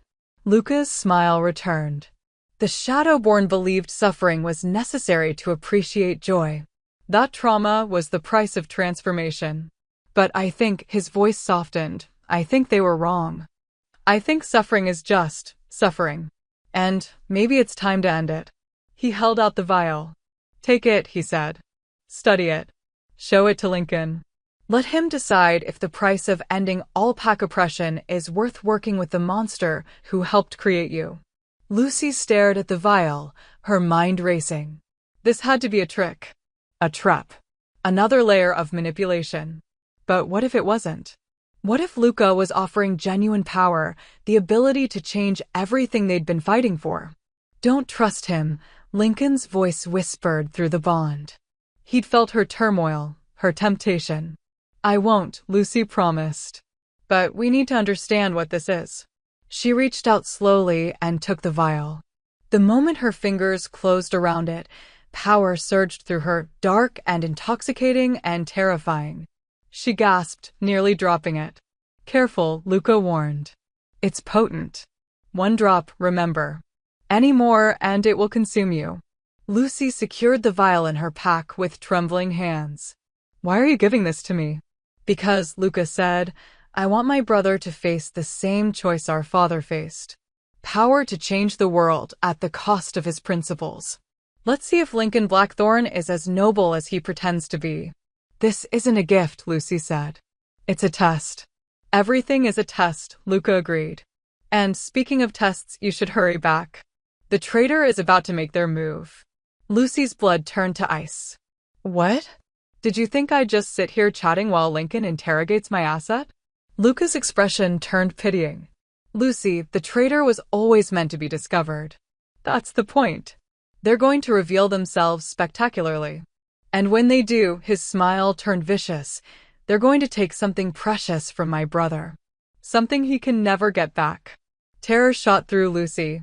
What did you do? Me? Nothing. Luca spread his hands innocently. But the traitor? They've been planning their grand finale for 8 years. And it starts, he glanced at a pocket watch, right about now. Lucy didn't wait to hear more. She ran. Through the bond, she screamed Lycan's name. And felt his response bloom with panic and rage. Something had gone catastrophically wrong at the compound. And she was too far away to stop it. Lucy's legs burned as she tore through the forest, branches whipping at her face, roots threatening to trip her with every step. Her alpha speed had never been fully tested, but tonight, fueled by terror and the desperate pull of the bond, she moved like lightning given form. Through the connection, she felt Lycan's emotions in chaotic flashes, shock, rage, betrayal, pain. Lycan! She screamed through the bond. What's happening? His response came fragmented, like he was fighting to maintain the connection. Ambush, enforcers down, traitor revealed, Lucy, stay away, it's... The bond shattered. Not broke. Not weakened. Shattered, like glass exploding under pressure. Lucy stumbled, hitting the ground hard as agony ripped through her chest. The absence of Lycan's presence felt like losing a limb, like having her heart carved out and thrown into darkness. Lycan! She screamed his name aloud, her voice echoing through the empty forest. Nothing. The bond was gone. Blood magic. It had to be. Only blood magic could sever a completed mate bond, and even then, only temporarily. But the pain was real, the emptiness crushing. He's alive, she told herself fiercely, forcing her body to move. He has to be alive. I'd feel it if he died. I'd know. But would she? With the bond severed? Lucy pushed the thought away and ran faster.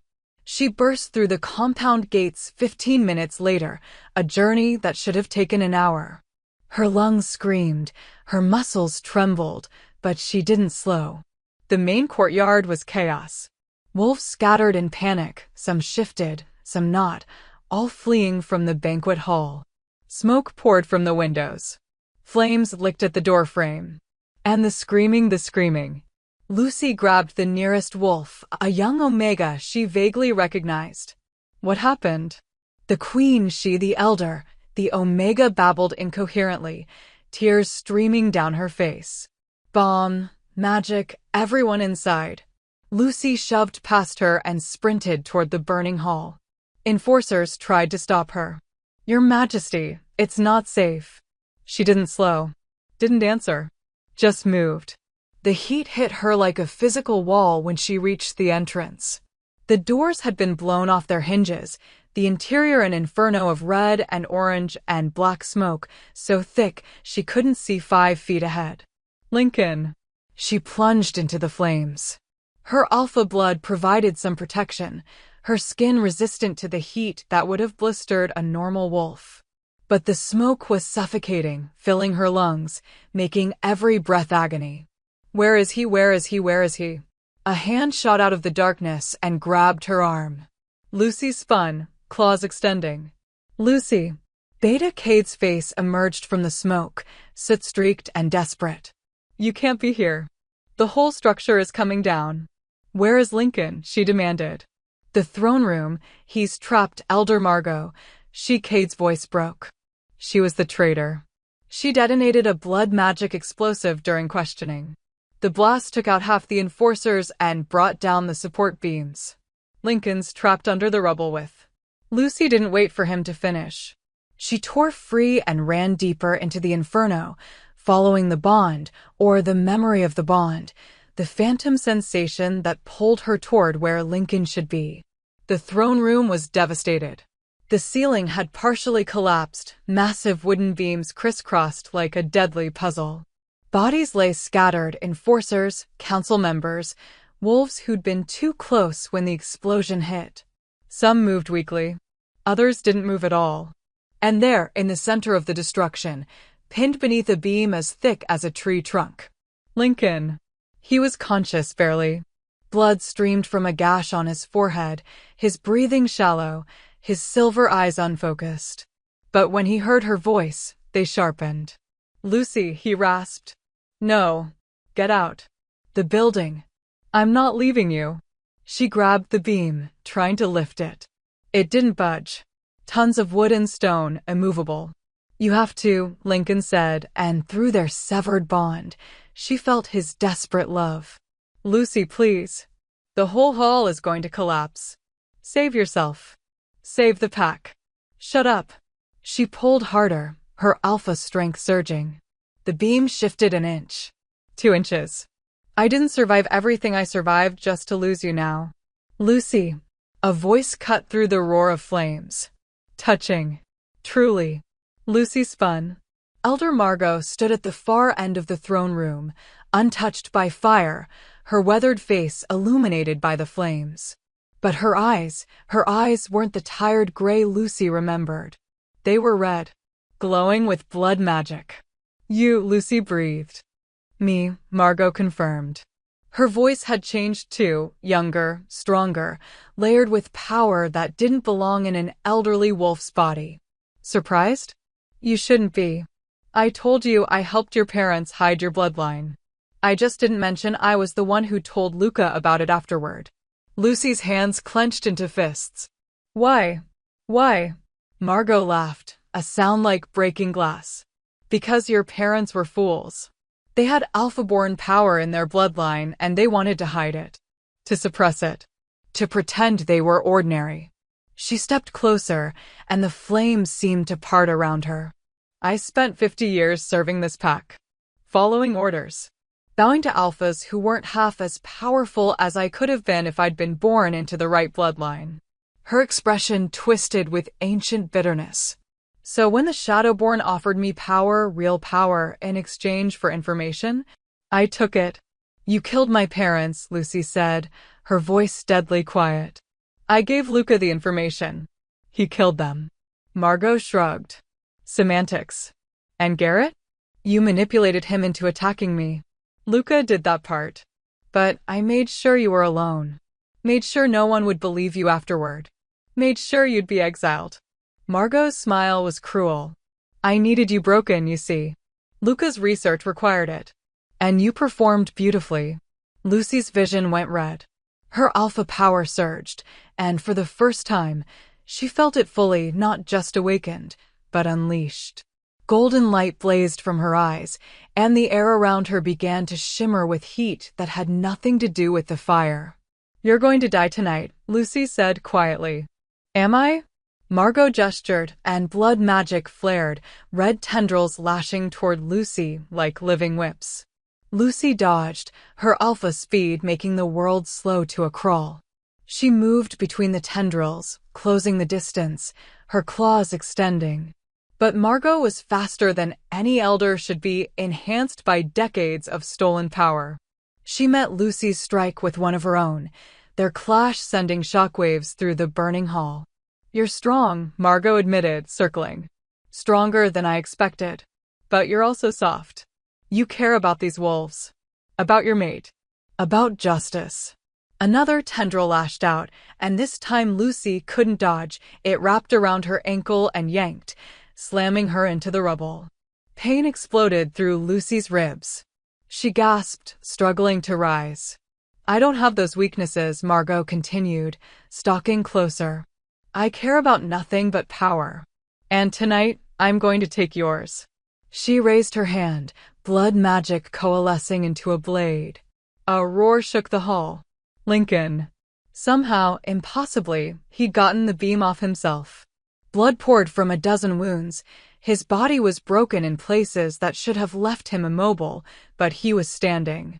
And his eyes blazed with alpha fury that made Margot take an involuntary step back.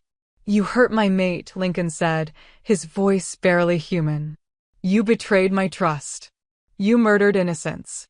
He took a step forward, and despite his injuries, the movement was predatory. Lethal. "And now," he continued, "you're going to learn what happens when you threaten what's mine." Lycan shifted. Not into his wolf form, into something between. A hybrid form that shouldn't be possible, that only the oldest and most powerful alphas could achieve. His bones cracked and reformed, his size doubling, his features becoming lupin while retaining human intelligence. And the power that rolled off him made the flames themselves bow away. Margot's confidence cracked. "No. You shouldn't be able to. The blood magic severed your bond. You should be weak." "You can't sever what was forged in survival," Lycan growled. "You can't break what was built on choice." He moved faster than thought, and his claws raked across Margot's chest. She screamed, blood magic flaring defensively, but Lycan didn't stop. Didn't slow. He was relentless, each strike calculated, each movement pushing her back toward the flames. Lucy struggled to her feet, watching in awe and terror as her mate fought with a ferocity she'd never witnessed. But Margot wasn't finished. With a shriek of rage, she detonated her remaining blood magic, a wave of pure destructive force that sent Lycan flying backward. He crashed through a wall, disappearing into smoke and rubble. "Lycan." Lucy lunged for Margot, but the elder was already moving, pulling a vial from her robes. The same dark, viscous liquid Luca had shown Lucy. "If I can't have power," Margot snarled, "I'll make sure no one does." She raised the vial to her lips. Lucy's hand shot out, the silver blade Lycan had given her flashing in the firelight. It flew true, severing Margot's hand at the wrist. The elder's scream was inhuman. The vial shattered on the ground, its contents spreading like living shadow. Where it touched, the flames turned black. The air grew frigid. And something began to emerge from the liquid. "What did you do?" Lucy demanded. "Concentrated blood magic," Margot gasped, cradling her bleeding stump. "Pure trauma. Undiluted suffering. It will consume everything, the compound, the pack, the entire territory." Lucy stared at the spreading darkness, at the thing taking shape within it. She could feel it pulling at her mind, trying to drag up every painful memory, every trauma, every moment of suffering she'd ever experienced. And she understood. This was what the Shadowborn had been building toward. Not a weapon to control wolves, a weapon to destroy them. To turn their own pain against them until there was nothing left but madness and despair. Behind her, Lycan emerged from the rubble, limping but alive. He saw the spreading darkness and his expression went grim. Lucy, he said quietly. We need to run. Now. We can't, Lucy said. It'll spread. It'll kill everyone. Then what? Lucy pulled out the vial Luca had given her. The one she'd tucked into her pack. The gift he'd offered. One drop can unlock latent abilities, he'd said. Any more and it will consume you. She understood now what he'd really been offering. Not a gift. Not a test. A choice. The same choice he'd made when he embraced the Shadowborn's teachings instead of fighting them. She could use the blood magic to fight blood magic. Could match darkness with darkness. Could become exactly what Luca was: powerful, broken, dangerous. Or she could find another way. Lucy, Lycan said, limping to her side. Whatever you're thinking, don't. We'll find another way. There is no other way, Lucy said softly. She looked at him, her mate, her king, her choice, and smiled. But I'm not going to use blood magic. Then what? Lucy turned to face the spreading darkness, and she did something she'd never tried before.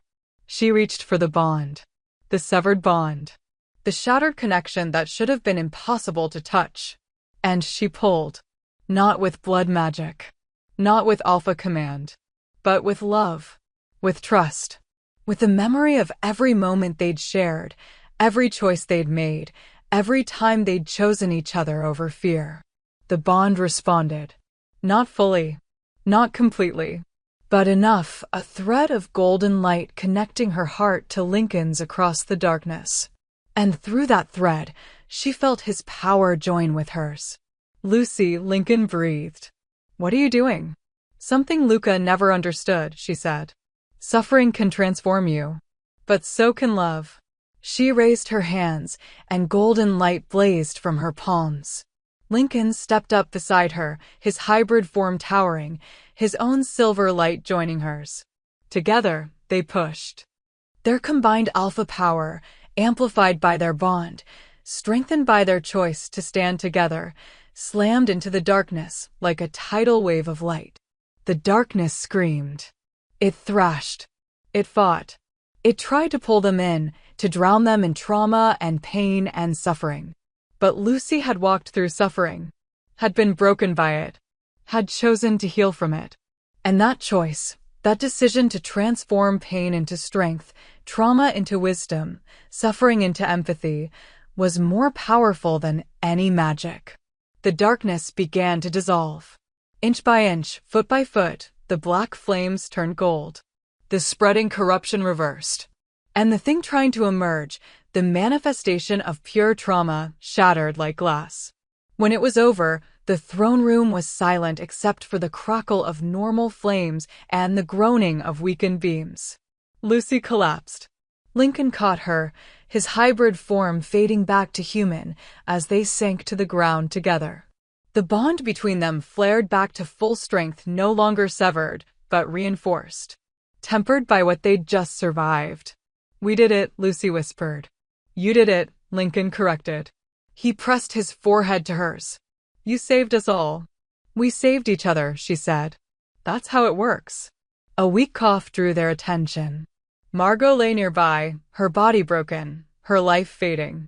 The blood magic that had sustained her for decades was gone, burned away by the light. Without it, she was just an old wolf facing death. Lucy crawled over to her, and despite everything, there was pity in her eyes. Why? Lucy asked. Why choose this? Why waste your entire life on revenge and power? Margot's laugh was bitter and wet. Because I was taught that power was the only thing that mattered. That suffering was weakness. That showing mercy was failure. Her red eyes, fading back to gray now, found Lucy's. You proved me wrong, Margot whispered. You turned suffering into strength. Into love. Into... She didn't finish. The light faded from her eyes, and elder Margot, traitor, murderer, victim of her own choices, died surrounded by the flames she'd created. Lucy closed Margot's eyes gently, then let Lycan help her to her feet. Around them, the hall continued to burn. But outside, she could hear wolves returning, enforcers organizing, healers arriving, the pack mobilizing to save what could be saved. We need to get out, Lycan said, before the rest of the ceiling comes down. Wait, Lucy said. She moved to where the vial had shattered, where the blood magic had pooled. Nothing remained but ash. It's gone, she said softly. All of it. The blood magic. The Shadowborn's weapon. Everything they built. Not everything, a familiar voice said. Lucy and Lycan spun. Luca stood in the doorway, silhouetted against the flames. But his expression wasn't triumphant. It was sad. You destroyed it, he said quietly. Decades of research. The culmination of everything the Shadowborn worked for. Gone in minutes. Good, Lycan growled. Is it though? Luca asked. He stepped closer, and for the first time, Lucy saw him without the mask of madness. Just a man. Broken. Lost. That magic could have changed the world. Could have ended pack hierarchies. Could have made everyone equal. At the cost of weaponizing trauma, Lucy said. That's not equality, Luca. That's slavery to pain. Then what's the alternative? Luca's voice cracked. How do you change a world built on suffering without using the only language it understands? You start with one choice, Lucy said. She held out her hand, not threatening, not commanding. Offering. You choose to heal instead of harm. To build instead of destroy. To stand with people instead of studying them. Luca stared at her hand like it was a foreign object. I've done terrible things, he whispered. So have I, Lucy said. I killed your father's ally. I let rage guide me. I almost used blood magic tonight to fight fire with fire. But you didn't. No, Lucy agreed. I chose differently. And I'm offering you the same choice. Luca's hand trembled as it reached toward hers. A beam crashed down between them, forcing them apart. The hall groaned, the entire structure beginning its final collapse. We have to go, Lycan shouted. Luca looked at the burning hall, at his brother and sister-in-law, at the choice before him. And then, shockingly, he smiled. A real smile, sad and genuine. I'm glad you found each other, he said. Truly. You're what I could have been. If I'd made different choices. It's not too late, Lucy started. It is for me, Luca said. But maybe not for others. Maybe that's enough. He turned and walked back toward the flames, pulling something from his pocket, a small book, leather-bound and ancient. This is everything, he called back. Every Shadowborn technique. Every blood magic formula. Every wolf they manipulated. He threw the book toward them. Use it to find the others. To stop them before they finish what we started. Luca. Lycan's voice held something Lucy had never heard before, hope. But Luca was already disappearing into the smoke. Tell our mother I'm sorry, he shouted. And Lycan, be better than our father. Be better than me. Be the Alpha King the world needs. The ceiling collapsed with a roar of flame and fury. Lucy and Lycan ran, the book clutched in Lycan's hand, barely making it out as the entire banquet hall came crashing down. They stood in the courtyard, smoke-stained and bleeding, holding each other as their pack gathered around them, battered but alive, broken but healing. Is he? Lucy couldn't finish. I don't know, Lycan said quietly. But if he survived, we'll find him. We'll give him that choice again. And if he didn't? Lycan pulled her close, the bond between them thrumming with love and loss and hope and grief all tangled together. Then we honor his sacrifice, he said. We use what he gave us. And we make sure no one else has to choose between becoming a monster and dying alone. Lucy nodded against his chest. Around them, the pack began the work of rebuilding, pulling injured from rubble, organizing healers, counting losses, mourning the dead. Elder Margot. 12 enforcers. 5 council members. Countless others wounded. But they'd survived. The traitor was dead. The blood magic destroyed. The Shadowborn's weapon neutralized. And Lucy and Lycan stood together, Alpha Queen and Alpha King, mates and partners, survivors and healers. What do we do now? Lucy asked. Lycan looked at the compound, at the wolves working together despite rank and past grievances, at the future they'd fought so hard to secure. Now, he said, we keep our promises. We reform this pack. We hunt down the remaining Shadowborn. We build something better. He tilted her face up, his thumb brushing her cheek. And we do it together. Always together. Always, Lucy agreed. They kissed as the sun began to rise over the smoking ruins, a new day dawning on a pack that had been broken and was choosing, moment by moment, to heal. 6 months later, the new council chamber smelled of fresh cedar and possibility. Lucy stood at the window, watching the sun set over the compound rebuilt from its ashes, redesigned to reflect the pack they were becoming rather than the pack they'd been.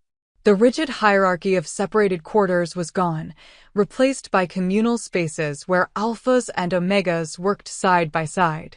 The old throne room, with its imposing seats of power, had been transformed into a circular meeting hall where every voice carried equal weight. Your Majesty? Lucy turned to find Omega Kayla standing in the doorway, clutching a stack of reports. 6 months ago, she'd been spreading poison disguised as concern. Now she served as the PAC's liaison officer, a position Lucy had created specifically to ensure that marginalized voices were heard in leadership decisions. How many times do I have to tell you to call me Lucy? She said with a gentle smile. Kayla's lips quirked. At least a dozen more, apparently. Old habits. She stepped inside, setting the reports on the table. The integration report from the Eastern Territories. Alpha Theo says the new protection protocols are working. 3 assault allegations investigated externally in the past month, all 3 resolved with justice for the victims. 3 cases, Lucy murmured, her heart aching even as pride filled her chest. 3 wolves who might have suffered in silence under the old system. But didn't, Kayla said firmly. Because of what you built here. Because of what you and the king proved was possible. Lucy took the report, scanning the details. The Reformation decree had spread like wildfire across all 5 territories, some packs embracing it willingly, others requiring more persuasion from the Alpha King's authority. But the foundation was solid now. External oversight. Trauma-informed training. Protection regardless of rank. It wasn't perfect. Change never was. But it was better. There's one more thing, Kayla said hesitantly. She pulled a sealed envelope from her pocket. This arrived by courier an hour ago. No return address. But it's marked with. Lucy's breath caught as she saw the seal. A raven with 3 eyes. Her hands trembled slightly as she took it, breaking the wax and unfolding the letter inside. Dear sister-in-law. I survived. You probably guessed that. Lycan definitely did. I can feel him searching for me even now through whatever mysterious alpha tracking methods he uses. I'm not ready to come back yet. Maybe I never will be. But I wanted you to know that I'm trying. Trying to be something other than the monster I became. Trying to understand why you chose healing when destruction felt so much easier. I found 3 other Shadowborn survivors. Young ones who were children when Lycan's father attacked. They're as broken as I am, maybe more so. But I'm teaching them what you taught me. That suffering doesn't have to be weaponized. That trauma can be transformed. It's slow work. Some days I fail spectacularly. Some days I want to burn the world down again just to feel something other than this crushing guilt. But then I remember the look on your face when you offered me your hand. When you chose mercy over vengeance. And I think, maybe there's hope for monsters who want to stop being monstrous. Tell Lycan I'm sorry. For everything. And tell him I'm proud to be his brother. Even if I never earn the right to say it to his face. Take care of each other. The world needs what you've built. L. P.S. There are 12 Shadowborn still active. The book I gave you will help you find them. But be careful, the oldest ones make me look like an amateur. They won't go quietly. Lucy read the letter twice, then carefully folded it and tucked it into her pocket. Good news? Kayla asked carefully. Complicated news, Lucy said. But yes. Good. The door opened again, and Lycan entered, tall and commanding as always, but softer somehow. 6 months of rebuilding had sanded down some of his harder edges, revealed the man beneath the Alpha King's armor. His eyes found Lucy's immediately, the bond between them humming with warmth and recognition. You felt that, she said. Not a question. Your emotional spike? Yes. He crossed to her, his hand finding hers automatically. What happened? She showed him the letter. Lincoln read it in silence, his jaw working, silver eyes flickering with a complex storm of emotions. When he finished, he set it down carefully and pulled Lucy into his arms.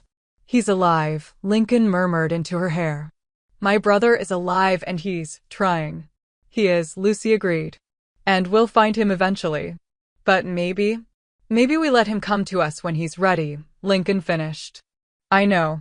It's just hard to wait, Lucy said. I know.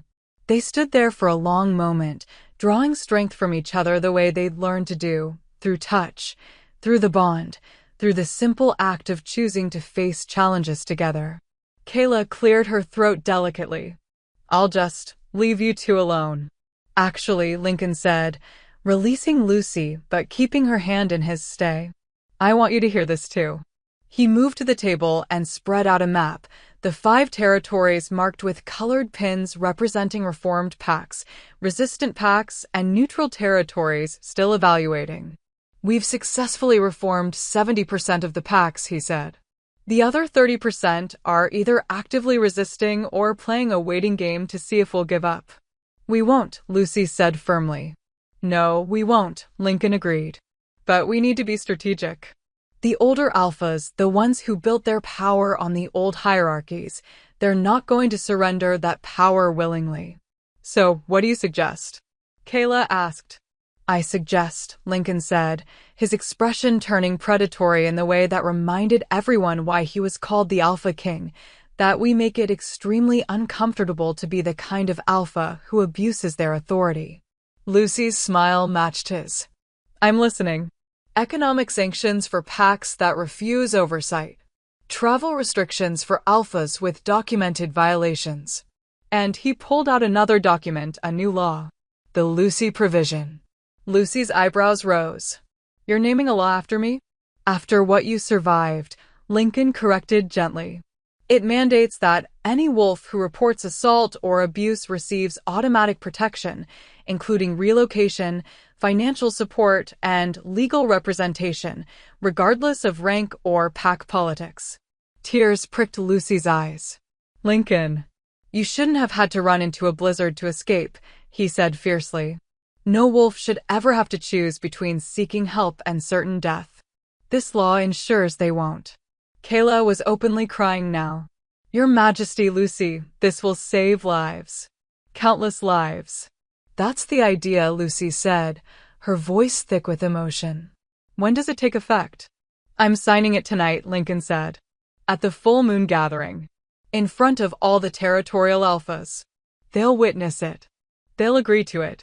Or they'll answer to me. The threat in his voice was very real. And Lucy loved him for it. That evening, the full moon gathering was nothing like the moonfall banquet had been. Where before there'd been rigid formality and hidden tensions, now there was cautious optimism. Wolves from different packs mingled freely, sharing stories and strategies for implementing the Reformation.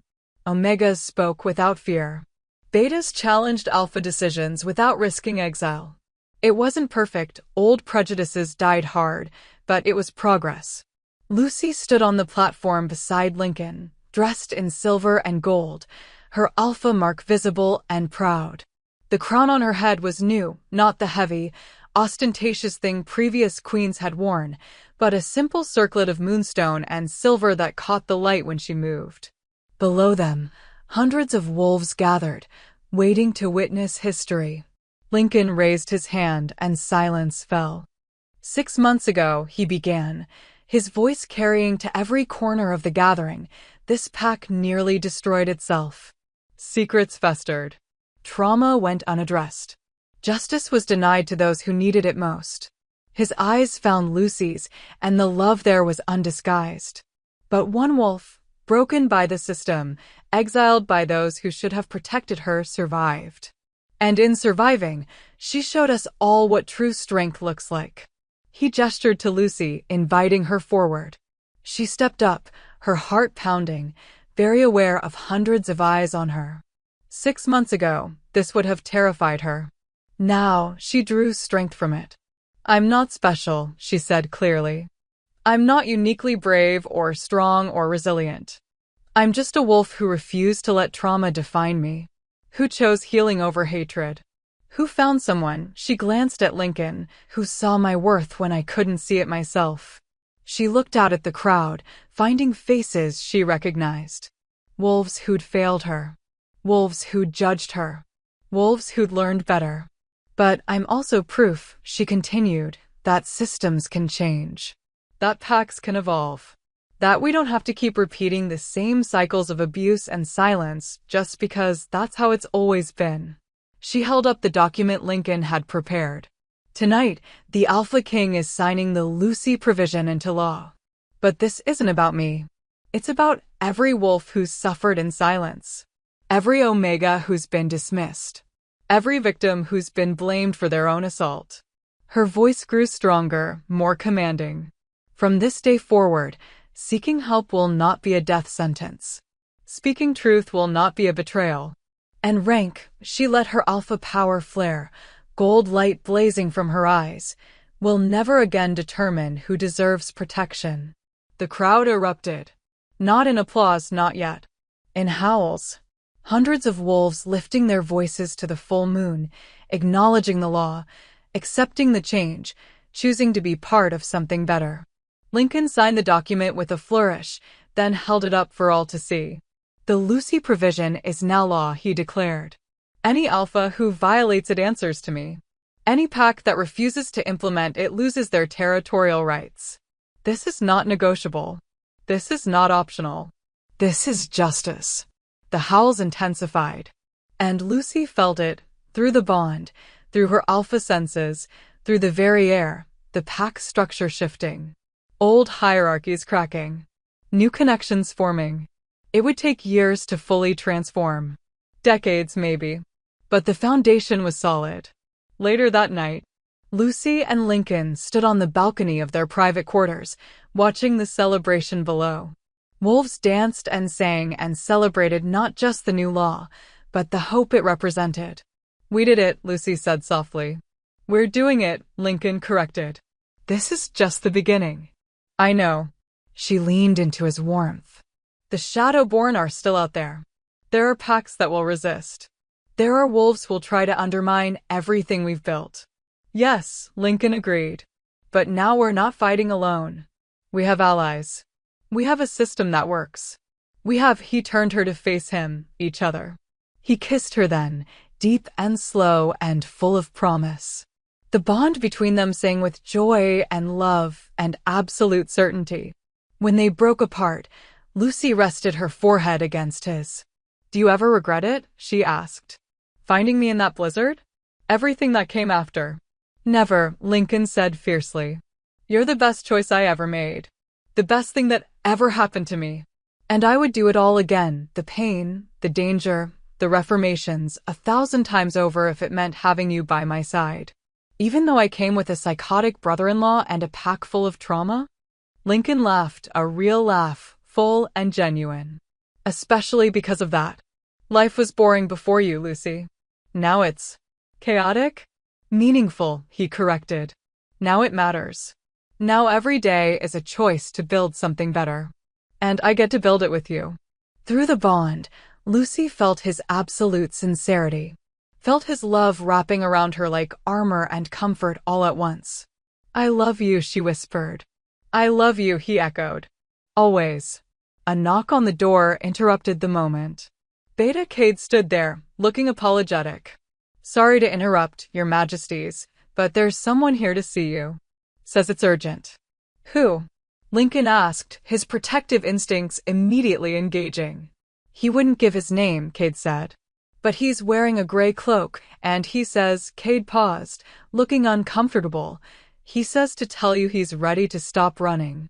Lucy and Lycan exchanged a glance. Luca, they said simultaneously. They found him in the garden, hood down, face exposed, looking more exhausted than dangerous. When he saw them, he didn't smile. Didn't crack jokes. Just stood there, vulnerable and uncertain. I'm not asking for forgiveness, he said before either of them could speak. I don't deserve it. But I needed to tell you that I'm going to turn myself in. Face judgment for what I've done. Lycan started. I've spent 6 months trying to heal on my own, Luca interrupted. Trying to outrun what I am. But I can't. The guilt is eating me alive. And if there's any chance, any possibility, that facing consequences might help me actually become someone worth being, then I have to try. Lucy stepped forward. What changed? Luca's expression twisted. I found one of the wolves I hurt. A young Omega I used in my research 5 years ago. And I saw, his voice broke, I saw what I'd done to her. How my observation had destroyed her sense of safety. And I realized I've been lying to myself. Calling it research. Calling it understanding. But it was just cruelty.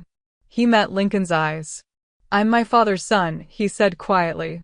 Not the father you knew. The one who murdered our mother. The one who built his power on violence. And if I don't stop now, if I don't face what I've become, I'll end up just like him. Lycan looked at his brother, really looked at him, and saw not the monster he'd been hunting, but the frightened child who'd been declared dead and raised by darkness. You're also my brother, Lycan said. And that means something. It means you deserve a chance to choose differently, Lucy added. The same chance I was given. Luca's composure cracked. How can you, after everything, how can you still offer me mercy? Because, Lucy said gently, I know what it's like to be defined by your worst moment. And I know what it's like to have someone believe you can be more.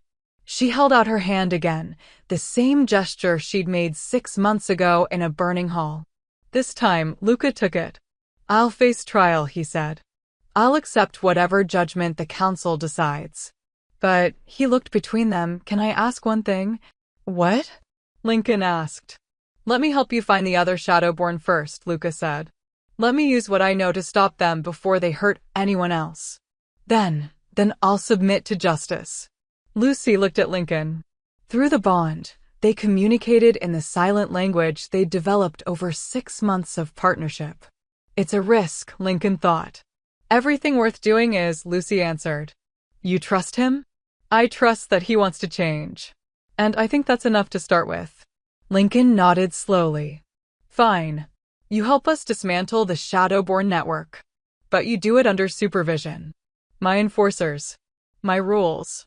And the moment you step out of line, you'll do what you should have done 6 months ago, Luca finished. I know. I accept. He looked at them both, his brother and the sister-in-law who'd shown him more compassion than he deserved. Thank you, he whispered. For seeing something in me worth saving. That's what family does, Lucy said simply. And for the first time in 20 years, the 3 of them stood together, not as enemies, not as hunter and hunted, but as something new. Something that looked almost like hope. 1 year later, the trial of Luca Blackthorne lasted 3 days. He confessed to everything, the manipulation, the surveillance, the role he'd played in Lucy's attack and her parents' deaths. He named every Shadowborn he'd worked with, revealed every technique they'd used, dismantled the network from the inside out.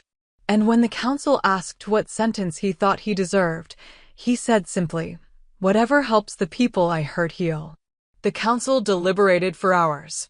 In the end, they sentenced him to 20 years of service, working with trauma survivors, helping implement protection protocols, using his knowledge of blood magic to develop defenses against it. 20 years of choosing healing over harm.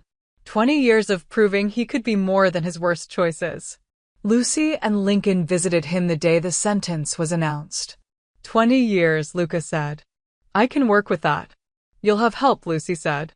Therapists. Mentors. People who've walked similar paths. And us, Lycan added. You're my brother. I'm not giving up on you. Luca's eyes glistened. I don't deserve. None of us deserve the grace we're given, Lucy interrupted. But we accept it anyway. And then we try to be worthy of it. She touched the mark on her collarbone, Lycan's claim, visible and proud. A year ago, I was broken, she said. 6 months ago, I was fighting for survival. She glanced at Lycan, and her smile was radiant. I'm happy. Building a life I never thought I'd have. And you can too. It won't be easy, Luca said. Nothing worth doing is, Lycan said. But you won't be alone. And he wasn't. Over the next months and years, Luca slowly, painfully rebuilt himself. There were setbacks. Days when the darkness felt too heavy. Days when the guilt threatened to consume him. But there were also victories. Wolves he helped. Systems he improved. Moments when he looked in the mirror and saw not a monster, but a work in progress. As for Lucy and Lycan, they continued the work of transformation. Pack by pack. Law by law. Choice by choice. They found and rehabilitated the remaining Shadowborn, some willing to change, some requiring more permanent solutions. They expanded the Reformation across all territories, creating a network of support that transcended pack boundaries. They built schools for trauma-informed leadership, sanctuaries for wolves fleeing abuse, courts where justice was dispensed based on evidence rather than rank. And through it all, they chose each other. Every morning, every challenge, every victory and defeat. They chose love. 5 years later, Lucy stood in the same garden where she'd first offered Luca her hand, watching the sun set over a pack transformed. She was pregnant, just beginning to show, her hand resting protectively over the life growing within her. Their first child. A daughter, if the healers were right. A daughter who would grow up in a world where rank didn't determine worth. Where trauma was met with support rather than judgment. Where wolves were taught that strength came in many forms, including the courage to be vulnerable. Lycan appeared behind her, his arms wrapping around her, his hand covering hers over their child. What are you thinking? He murmured. That 5 years ago, I was running through a blizzard, convinced I was going to die, Lucy said. And now I'm standing in a garden with you, carrying our child, watching a pack that once tried to destroy me thrive under our leadership. Funny how life works, Lycan said. Funny how choices work, Lucy corrected. Every moment could have gone differently. If you hadn't found me. If I hadn't agreed to marry you. If we hadn't chosen to fight together. But we did choose, Lycan said. Every time. We chose each other. We chose justice. We chose to believe things could be better. And they are, Lucy said softly. They really are. In the distance, wolves gathered for the evening meal, alphas and omegas sitting together, sharing stories, building friendships that transcended old hierarchies. Luca was among them, teaching a group of young wolves about blood magic defenses, his expression serious but peaceful. Beta Cade led a training session for new council members, emphasizing empathy and evidence-based decision-making. Omega Kayla organized a support group for assault survivors, creating the safe space she wished had existed years ago. And throughout it all, woven into every interaction, every choice, every moment, was the legacy Lucy and Lycan had built together. A legacy not of power, but of healing. Not of domination, but of partnership. Not of trauma weaponized, but of suffering transformed. What do we tell her? Lucy asked, touching her belly. Our daughter. When she's old enough to understand. What do we tell her about how we came together? Lycan was quiet for a moment, considering. We tell her the truth, he said finally. That her mother was broken, but refused to stay broken. That her father was powerful, but learned that real strength comes from vulnerability. That we found each other in darkness and chose to create light. He turned Lucy to face him, his hands cupping her face with infinite tenderness. We tell her that love isn't about perfection. It's about choosing someone every single day, especially when it's hard. We tell her that justice is a journey, not a destination. That healing is possible. That change, real change, starts with one wolf deciding to do better. Tears streamed down Lucy's face. And if she asks if we'd do it all again?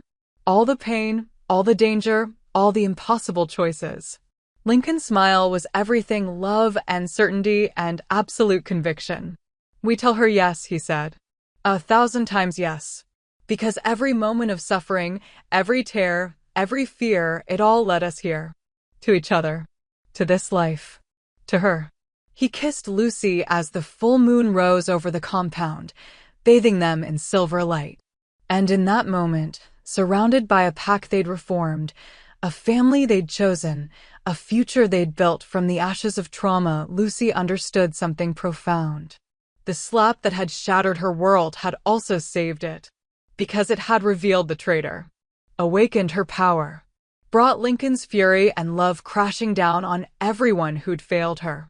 It had set in motion a chain of events that transformed not just one pack, but an entire network of territories. And most importantly, it had proven something she'd always suspected but never quite believed. That surviving wasn't the same as living. That healing wasn't weakness, but the bravest form of strength. That love, real, chosen, fought for love, could overcome even the darkest trauma. Lucy pulled back from the kiss and smiled at her mate, her king, her choice. "I love you," she said. "I love you," Lycan echoed. "From the moment I found you in that blizzard to every moment after." "Always. Always," Lucy agreed. And as they stood there, Alpha Queen and Alpha King, survivors and healers, partners in every sense of the word, the pack they'd built celebrated around them. Because the woman they'd tried to break had become the queen who saved them all. And the man who'd been too feared to be loved had found the one wolf brave enough to see past his armor to the heart underneath. Together, they'd turned a reckoning into a reformation. Trauma into triumph. Suffering into strength. And that more than any crown, more than any title, more than any power, was the legacy they would pass to their daughter. The legacy of choosing love. Every single day. No matter what. Always. And that's it. Lucy went from broken Omega to Alpha Queen. Lycan went from feared ruler to beloved partner. Luca found redemption. The pack was reformed. And love, real love, the kind that chooses you every day, conquered everything. Drop your favorite moment in the comments. Was it the slap that started it all? Lucy revealing her alpha blood? Lycan's hybrid form? Luca's redemption arc? I want to hear everything. And if you love the story, if it made you feel something, hit that subscribe button and turn on notifications because we've got so many more emotional werewolf shifter romances coming your way. Trust me, you don't want to miss what's next. Thank you for reading, for staying with Lucy's journey, for believing in love that transforms. You're the best pack a storyteller could ask for. Until next time, stay fierce, stay kind, and remember, your trauma doesn't define you. Your choices do. Much love, and see you in the next story.